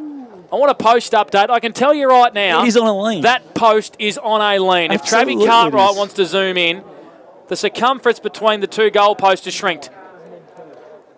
Anyway, the score's 114 to 26. Shrinked or shrunk? Shrunk. Who cares? Laverty. Laverty kicked the goal. Can we get a Ned Byrne update? I tell you what, how tough was he just I to don't bounce think he went to right ground. off? No, he didn't. He went to go get the footy again because he didn't take the mark. He bounced straight up. But how good was the transition play by the O&M again? Capillari, that man, got it inside 50 and a great grab from JC, Jacob Conlon, to get it to the goal square. 88-point lead to the O&M at the 11-minute mark. We've just got to kick 12 more unanswered points. That's all we want to do, win by a ton. The GV have got something to say about that as Watt kicks inside forward 50. Holland on the lead. Did he get it? Yep. He did. So Big Ash, the Morrison medalist from 2024, and the captain for today is going to go back and have a set shot. They don't come much easier than this. Well, for some. For Big Ash. I've got him down for 2 minus. And an out in the full. Do you reckon you'd kick this, Gussie? I'd back myself in from here. What about Ash? Right foot kick. Got it. Got it through the big sticks. Ash is on the board. The GV have got 4, but not quite enough. 4-8 to 16-18. The O&M still lead comfortably. Just again, that centre clearance work was fantastic from the GV. We just haven't seen enough of it today. This last quarter has been their best quarter with their work in there. Obviously, the O&M boys are probably getting a little bit tired, throwing a few different mixes in there. But, yeah, they've just looked dangerous when they've been able to get out of there. It just hasn't happened enough for them today. You have been sent a photo, Gus. I'm not sure you don't have to grab your source. Steve Turvette, one of the best from the O&M. He sent a photo, and the post is genuinely bent. No word of a lie. Look at that beautiful hand pass from O'Sullivan on to Bradshaw. East could have went to Gardner, into the pocket instead. And it's been marked by Jed Woods in front of Driscoll. Shawnee Driz. Kick out wide on the far side by the GV. Has been marked by Beattie. On to Warburton. It's been impressive today. Hand passes over the top and gets it back from Byrne. Warburton, forward hand pass to McShane. Move the ball to half forward. Kick into the pocket. Paul. Too tall was Cohen in front of Morrison. And that is the best ball movement from half back into forward 50 we've seen all day by the GV. Yeah, look really dangerous there, haven't they? Just the way they were able to get it from end to end. But Morrison tried to predict where the kick was going to go. He started to run in towards the contest with Ash Holland, and then there was a nice little screw back around the body there just to get it there. Now, normally left footers have a little bit of left to right, but you can't have too much left here because the post is bent. And just a shout out to young Ned Byrne. We will be sending you a bill for the new goal post, mate. Wendy will be. You've been pumped and you're going to get a bill as well. They're going to have to do something. I'm not sure how you bend it back in place. Cohen Paul goes bang and nails the GV's 5th, the 4th of this fourth quarter. They've kicked 4 goals in this fourth quarter alone. They move to 38. That's 5-8, 38 to the Ovens of Murray. 16-18, 1-14. Do you have any ideas for Wally and Wendy on how to bend that post back into play, Winky? Ring Zach Hayden. He'll sort it out. You could maybe get, like, I don't know, someone like Empty Head to run it the other way. Perhaps try and square the ledger. Oh, I think it might actually be snapped. Yeah? Could have a crack in it down the bottom, you reckon? I reckon the I don't know why I think that. I've footing. just made that up, but that's what it looks like for me. I reckon Winky, they're going to get the rope out and you're going to pull it over after the game and tug try of war and with straighten it Winky. up. Yeah. I'll run through it and it'll snap in half. Remember the Toyota ad where they put the rope around the goalpost and recreate the Lee Matthews? Free kick here in the middle of the ground. It's going to be in the hands of Beattie for the GV. He's going to kick to half forward for the Violet Crumbles. Inside 50. Nice fist. It came via Pethy Bridge. Nice work from the Ovens and Murray. Morrison on the overlapping run. They're going to come down the broadcast side wing. Well done, Hicks. Come off his line and marked in front of Josh Murphy. The vice captain from Marootna goes inboard and he finds Warburton. Warburton goes short. And this is big Zach Norris, the Kyabram ruckman and co-captain.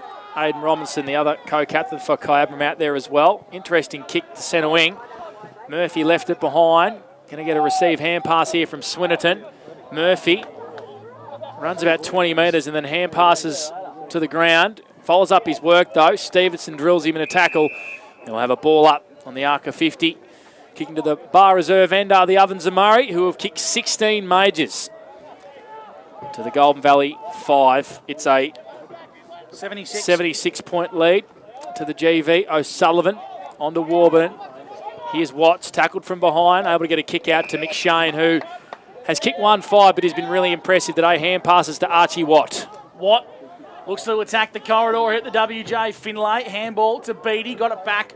Now it's Watt. He's got pace. Haven't seen that all day. Inside 50 for the Goulburn Valley. Nice football, and Cohen Paul marks out in front, and he's been lively since he's been swung into attack, Monty. He has. He's looked like a really dangerous option. And what I've loved is that the GV haven't just thrown in the towel and gone, nah, we're going to self-preserve for next week from our club footy. We're going to have a crack. And this last quarter's really shown what they can do. It's probably been a bit of both, I reckon, Monty. Maybe the Ovens of Murray just protecting themselves, knowing that there's some big games coming up, and the GV putting a bit of respect on the scoreboard. Gussie? So here's Cohen Paul. Big raps on this young fella. One of the premier defenders with Euroa. He's looking for his second goal, and he's snuck it through, I reckon. Just through the big sticks for the GV. There's one supporter who cheered. Thanks for sticking with us all day. And the margin's back to 70 points. The O&M in front of the GV. Interleague footy, 16 minutes gone here for the SSNA. And Scotty Montgomery for the Newmarket Hotel. The Ovens and Murray boys looking forward to heading back there this afternoon. Yeah, absolutely. They want a couple of cold ones. They've been thinking about it since half time, I reckon, because the game was over then. But I've loved the move to put Cullen Paul forward. I reckon he's been absolutely fantastic. Looked like a really dangerous option down there, just probably a little bit too late. We're taking the P155 this second half, boys, but credit where it's due. The GV have been pretty solid this last quarter.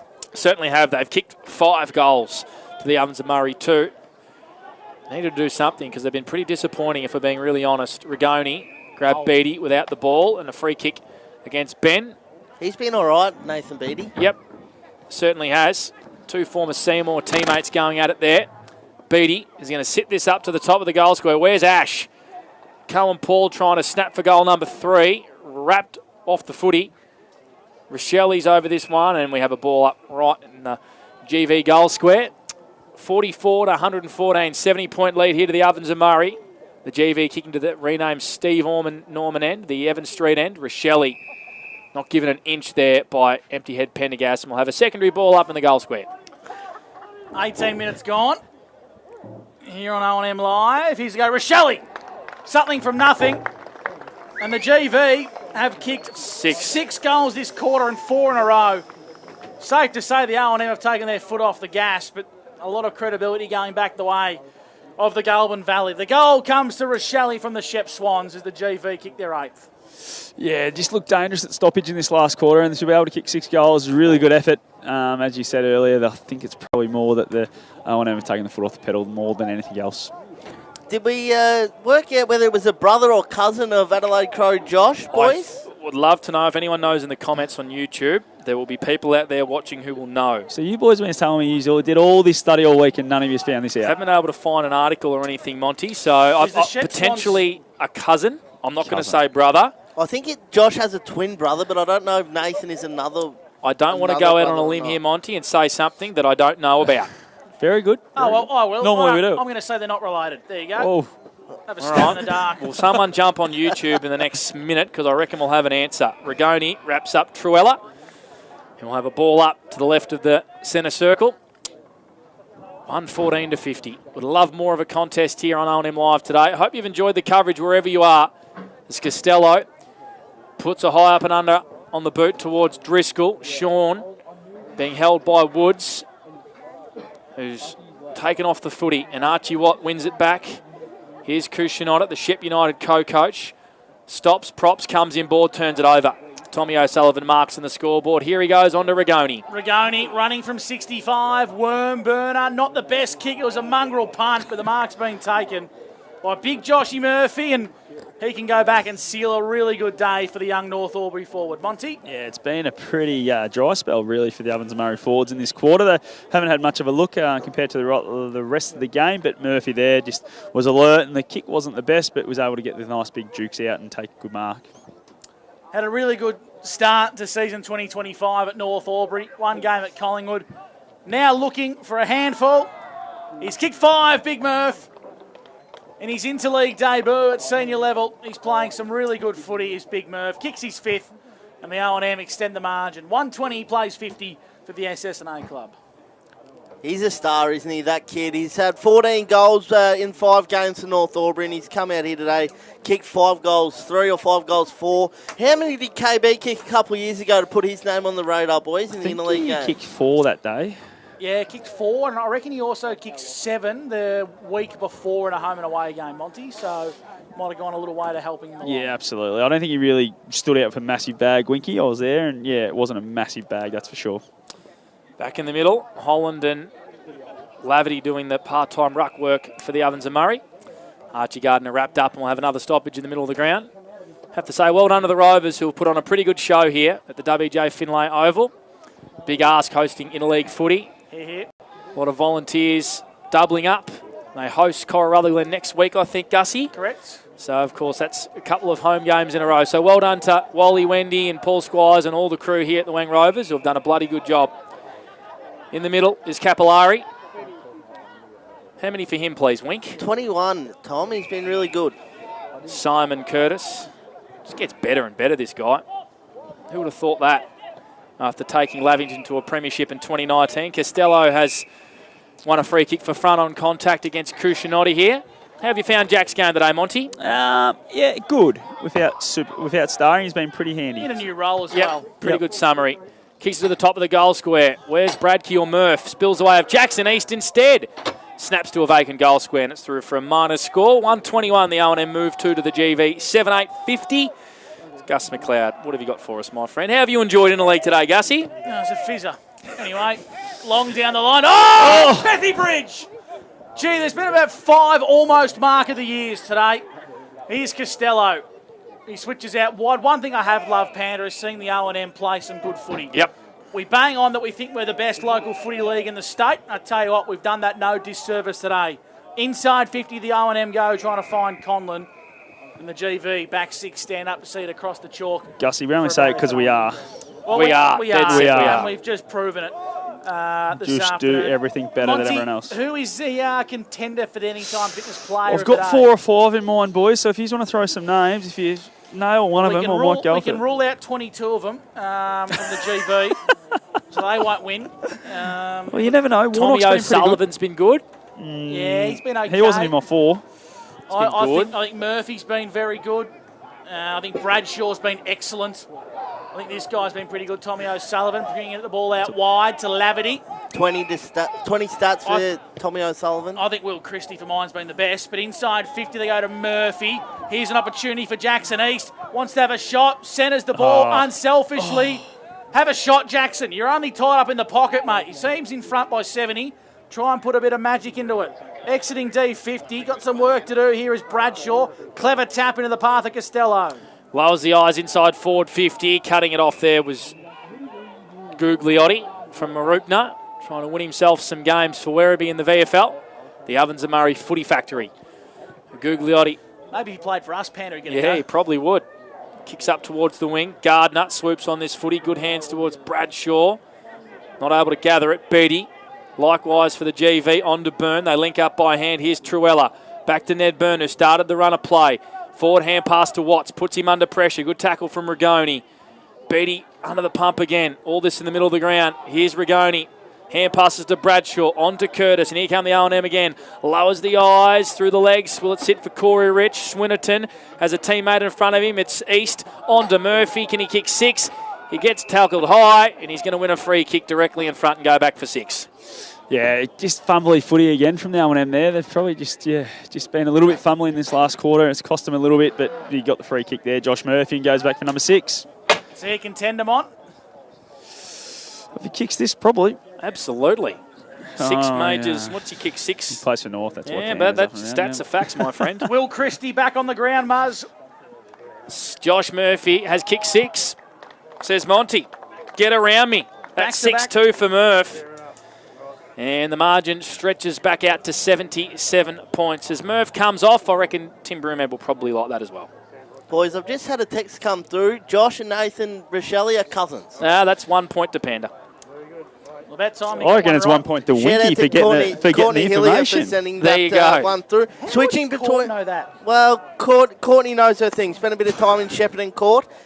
She's switching between the Interleague game and her boyfriend, who's the coach of Nil. Well, so that game must be interesting as well. I've been to Nil and I'd be watching this. She wants to move back quickly. I don't blame her. Of course, we're talking about Jake McQueen, former Wangaratta Rover. Lightning McQueen.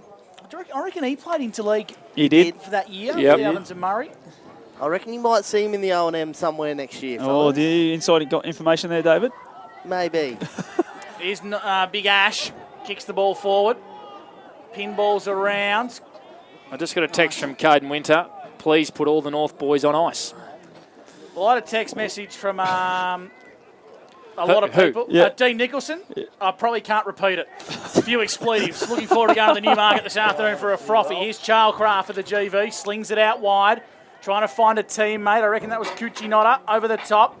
Running forward here is Phillips for the GV. Inside 50. Nice looking play. As the mark being taken, it has. It's empty head Pendergast. Been good. For the O&M, and he brings it out to the broadcast side. Nice looking ball to Tom O'Sullivan. It's got a taste of Monty's anytime fitness player of the day, I reckon. Heard him here. He doesn't give much away, Monty, but you know what he said? That empty head. He said he's been good. I reckon I can read this man like a non-fiction novel. As Driscoll goes in looking for his teammate Swinnerton, on to Rich, on to Rigoni, balks around, gives it back to Rich, pops it over the top to Costello, finish it off someone. Someone kicked Costello hand pass it towards Swinnerton, who tries to break through a tackle. Been good. And we'll have a ball up. 20 metres out directly in front of the Ovens and Murray's goal. 1:27 of 50. We've played 26 minutes in this last quarter. A whistle, a free kick out of the ruck, and it's going to go the way of Ash Holland. We've had 10 goals in this final term. So been a bit of Hollywood footy, hasn't it? A little bit of Hollywood. Pretty unselfish from the O&M. I'd like to see someone get a bit hungrier. Well nice defensive work there from the forwards. Swinnerton got a nice smother on Cucinotta and caused a stoppage, tied up in the pocket. Here for the Ovens and Murray. We'll ball the footy up 15 metres from goal. The O&M lead 1:27 to 50. In the ruck is Holland. Bradkey trying to spit it out. Rigoni wanted a high.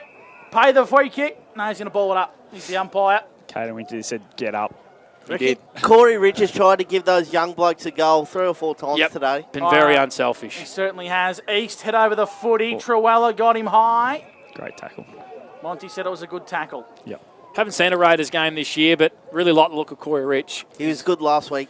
Been averaging over 28 disposals and almost a goal a game for the Raiders this year. This needs help, Panda. Certainly does. The VFL Team of the Year player, Barnett. That's a great tackle from Costello. Holding the ball. Damien Jones has just texted through, wants Tom O'Sullivan off the ground and says, Monty, you better give him the best on ground award. Oh, Damien. Costello into the pocket. Damien. Punched over the line from Ash Holland, who almost hit Michael Bucket's Bouquet's McRae Motors car over there. Would have been the most exciting thing of the day. No, the most exciting. Oh, there you go. Unfortunately, Monty's dropped out. What's happening there, boys? What happened there? Well, he's turned you off, mate. Yeah, it doesn't surprise me. You had enough of me. I was going to say the most exciting thing was the goalpost incident. Yeah, That's that about probably was. Still bent, by the way. He's For those Beatty. listening at home. Head over the footy. Free kick. I think it's going to be a leg here. It's going to go the way of Beatty. Yep. For the GV at full back. He's going to switch dangerously, trying to find Charlcraft, who marks across left half back for the GV. Overlapping run to Warburton's on. Warburton goes over the top and he finds Rochelle, the cousin of Josh, and now he finds Watt. His numbers, please, David. 29 for Archie Watt. Probably haven't spoken about him enough, but he's been brilliant today. Or as Courtney likes to call you, Davy Bear.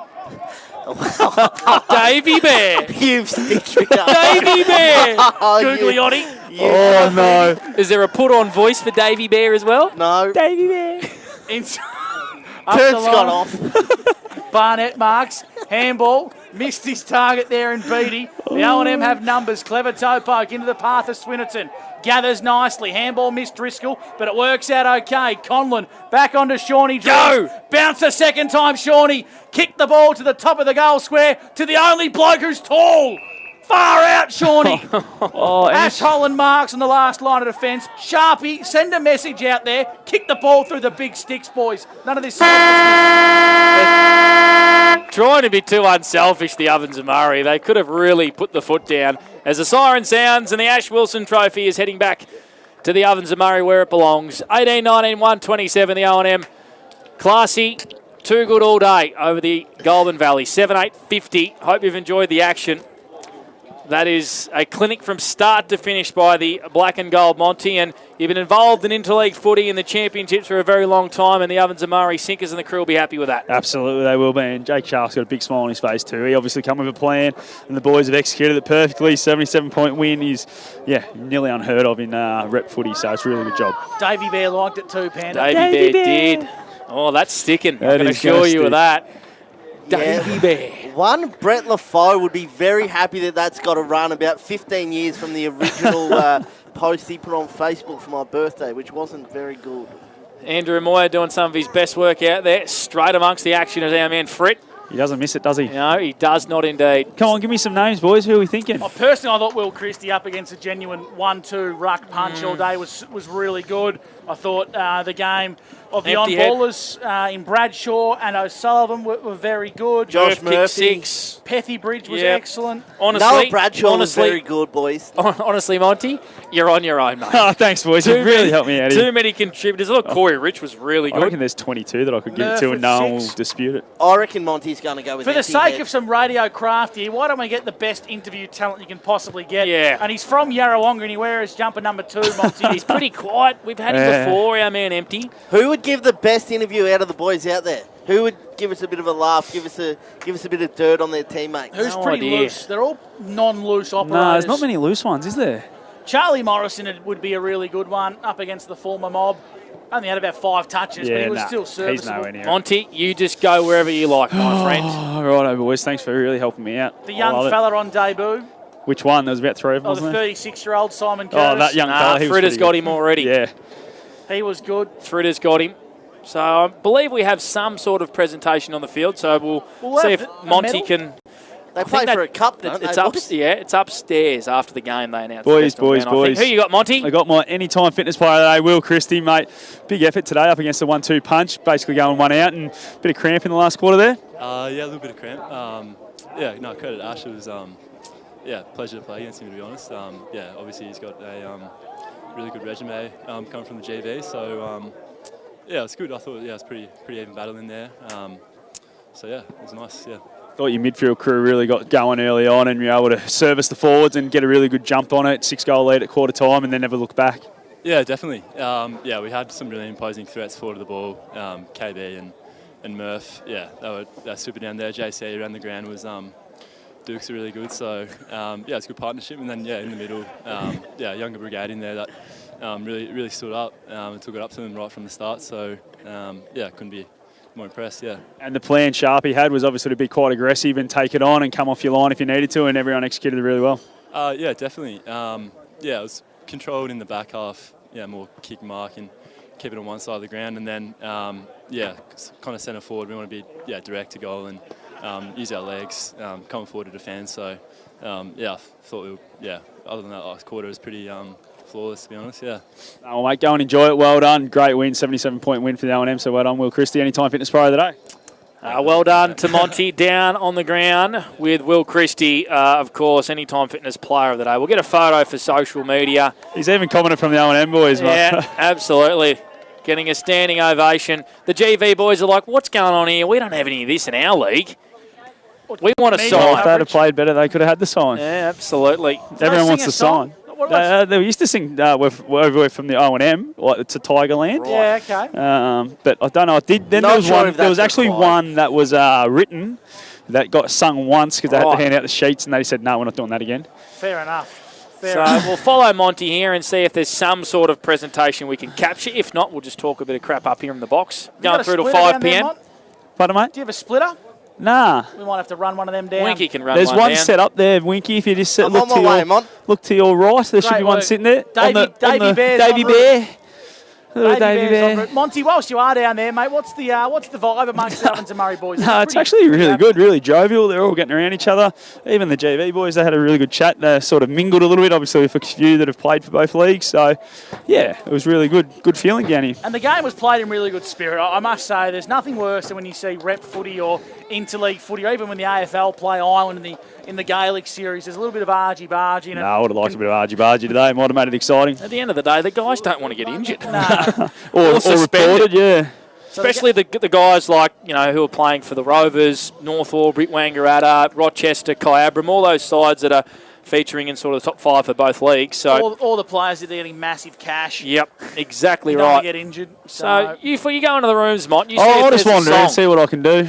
I highly doubt there will be one. I'll get Sharpie in a little bit, have a chat to him. Stay with us. We're going right through till 5 p.m. here on O&M Live. No breaks.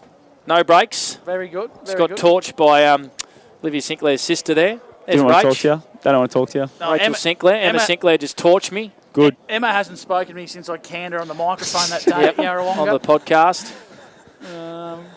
So if you're just jumping in your car, it was a 77-point win to the Ovens and Murray, 127-50 over the Goulburn Valley. It was a clinic from start to finish. 6 goals to Murph. Josh Murphy from North Albury. 3 goals, 4 to Callan Bradkey from Cora Rutherglen. 2 to Jacob Conlon. And 2 to Alex Swinnerton from Lavington Panthers. And then singles to Archer Gardner, Corey Rich, Liam McCarthy, Harry Hewitt and Xavier Labadine. I've probably left a few out there, Gussie. Yeah, potentially, Panda. I think for the GV, something worth noting is Their score at three-quarter time was 13, and they've managed to kick 37 points in the last quarter. So, albeit the Ovens and Murray well and truly took their foot off the gas. The GV fought pretty hard, but I think if you look at the halftime score, which was 101-13, that really summed up the day. An 88-point lead to the Ovens and Murray. That the last quarter was literally a bit of a hit and giggle. So, the O&M really clinical today. The GV, they'll be immensely disappointed, Panda. I know we had a bit of a tongue-in-cheek and a bit of a jovial sort of approach to a game that was heavily one-sided. But on paper, the research and the prep we did was probably suggesting that the GV were going to be a lot better than what they were today. But well, let's be honest. You and I both thought they were going to win. Yeah, absolutely, we did. Yep, absolutely. I still tip the O&M. But the thing that I've worked out pretty quickly, Shagger Nolan brings up I won't say no to that, Shagger. Have a look at that. Get on your Shagger. You'll get plenty of mentions on the call next week. But the O&M just played like a more rounded unit, I thought. I thought they played with a bit of synergy. They had a crack. They got stuck in. And the young guys, Panda, were all on the same page, whereas the GV side, I'm not saying they were individuals, but they just didn't click the way the O&M did. And credit to the Ovens and Murray, who, in a way, probably responded to, not necessarily our criticism, but we just didn't jump out with the names on the page. But, gee whiz, they performed well and truly over what we thought was capable. I thought the young players were outstanding all day. The game of Noah Bradshaw was wonderful. Will Christie's still only a really young kid. Archer Gardner gave him a lot of good drive in the midfield and doesn't probably play in the middle for North Albury, but that's an option surely now Tim Broomhead will look at, putting him at centre bounce. Alex Swinnerton was a live wire. I thought Harry Hewitt started the game in the first half was good. Costello worked into it. Capillari was outstanding. So all these kids are under 21, under 22, and they all brought their A game today, Gussie. And that was Jake Sharp's plan the whole way through, was we're going to be fast up, we're going to be quick up, we're going to run in numbers. And one of the things we did notice at the two sides is the O&M were probably a little bit small and the GV were a bit top-heavy, and I thought that actually went against the GV today. They went the 1-2 ruck combo with Hollands and Norris. And Norris was a non-factor. He was very quiet today. Holland was really good. Probably equalled, I'd say, Will Christie in the ruck work, but around the ground, Christie just showed his dominance and showed how much of a prime mover that he is, and that was certainly something to really stand up. I'd like to highlight the game of Nick Warnock at centre-half back for the GV. I thought he was beyond serviceable. In a new role, he's only been playing for 7 weeks at centre-half back, and his numbers, Winky, that he sort of delivered today stand up amongst his averages in the GV. Yeah, he was brewing today, Nick Warnock across half-back. They took 21 intercept marks, the GV boys, and I reckon Nick Warnock probably took 7 or 8 of them. He was outstanding, along with Archie Watt, who finished the game with 29 disposals on the 40-wing stat sheet. Getting a bit of feedback through about our call, Gussie. Yes, we're a little bit one-sided, and we got a little bit weird and strange towards the second half, and a few expletives dropped, and I might apologise to the Raiders now. But we anyway, didn't drop the magic. To who? The Raiders? Just saying, I don't want to be a nasty person here, but at least Corey's going to play in a win. Well, they haven't won a game. No, yet you're this year, right. I'm so sorry. No, I'm not going to apologise then. Never apologise. Hey, Blake, never apologise. Exactly right. They'll get one. But Leighton Taylor from North Albury said, enjoyed the call today, boys. So well done to everybody. Leighton Taylor. He's one of our men. Yep, tuned in at home. Does a bit of damage, does Leighton? Yeah, he does. He gets it done, all right. Gets it done. What do you mean, Gus? He's a damaging forward, and especially having now a very good year is BDJ Leighton Taylor. Out of the side, he's stepping up. Monty's gone missing. It's fair to say. Not sure. I reckon there was a lot of people trying to get into that room, Panda, Yep. so it doesn't surprise me. I reckon Sharpie's probably waffling on a little bit as well, and so he should after leading the Ovens and Murray to a 77-point win. And a big shout-out to Will Shaganolan as well from the Wangaratta Rovers, who has worked his butt off all day volunteering and just brought us up a plate of snags, a burger, and Gussie's hoeing into a chicken schnitzel roll. Well, it's when you get offered the delicacies here at the Rovers, and the schnitzel roll is one of the finer offerings here at the WJ. Is there any gravy on that roll? No, it's a mayo, and that's a bloody good choice as well. Well, I was told a couple of weeks ago when I gave the feedback about the gravy that it was going to be offered on the schnitzel burgers. I was told that the feedback had been received and implemented within 7 days. Yep. Talk about a well-run club. Absolutely. I tell you what, boys, I've been to, I think, 4 different venues now. Wang Rovers twice. They do it better than anyone for me so far. And what we're referring to is the amount of free food they bring. Free food, but just the hospitality. We've been offered cans 3 times today. I have to stop you there. No. The service we get at the JC Low Oval from the Yarrawonga Football Netball Club over a very long period of time. I haven't been down there. And Gussie will attest to this, is first class. Back in the day, I had a potato cake in my schnitzel burger. And you did send a photo of you calling there the other day, and Dan Vaccaro had about 4 hot dogs in front of him. So I haven't been down there, but the Wang Rovers do it well here. We are endeavouring to catch up with Scott Montgomery, who's in and amongst the people, so we can try and get an interview with Jake Sharp. We're off air in about 8 minutes, so if we don't hear from Monty, he's driven back to Albury probably, and you'll have to catch the train back, Gussie. That's right. I'll get a lift back with double-decker doors. Why won't you drive? Davey Bear. Well, I didn't bring a car here, David. Oh, fair enough. It's pretty hard to drive an imaginary vehicle. It's a long walk. It's 69 Ks. I do it every day.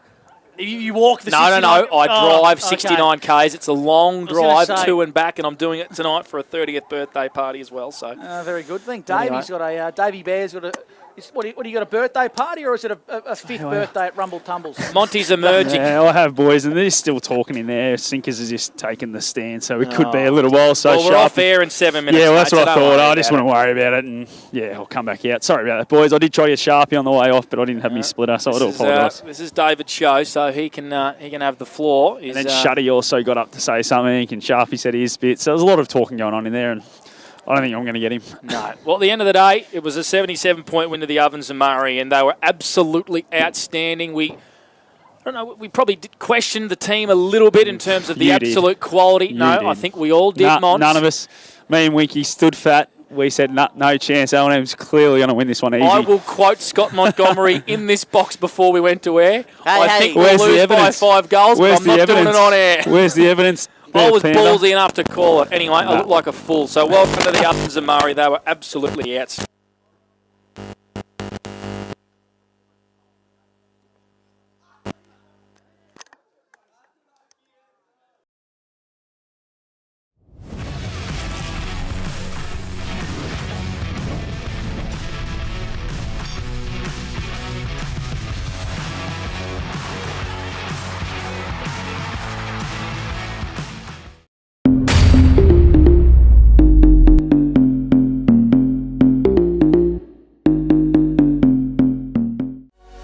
What's your future look like? Where do you want to be? Whatever it looks like, with GoTAFE, you've got this. Get real skills for real jobs and careers right now. Search GoTAFE today. The Ovens and Murray Football League is proudly sponsored by Opal. Thinking packaging? Discover Opal.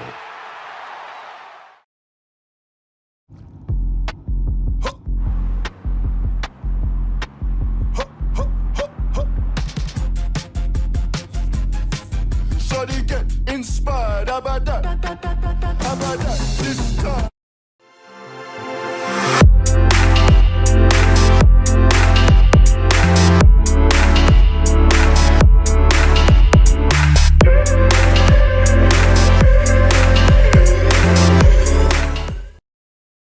Welcome to Sundancer Homes. We make building your dream home exciting and stress-free.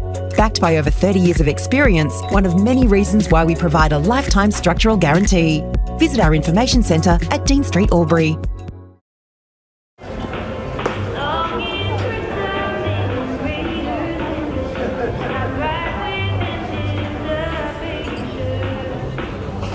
I reckon I'll go mid. Carlton Drive 3.5. Embrace the mid.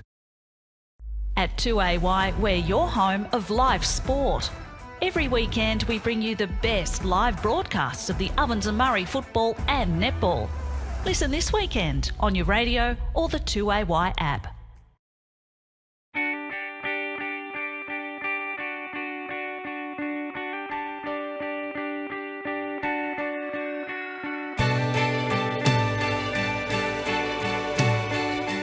No one celebrates life like you do. At Tobin Brothers Funerals, we're here to help you celebrate the life of your loved one, your own special way. Tobin Brothers Funerals, celebrating lives.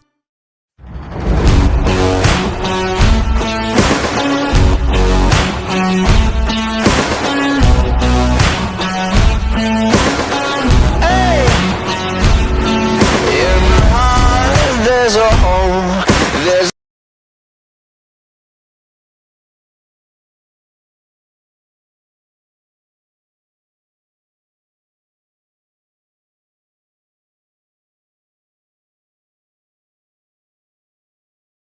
With Optus Home Internet, you get more yes.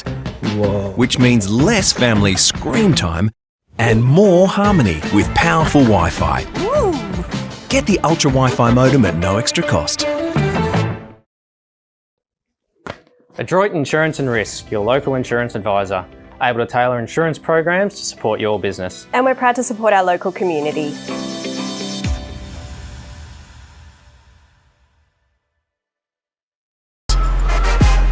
Out of the box and primed for the show. On your marks, get set.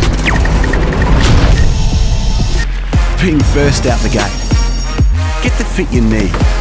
The athlete's foot. Fit for every run.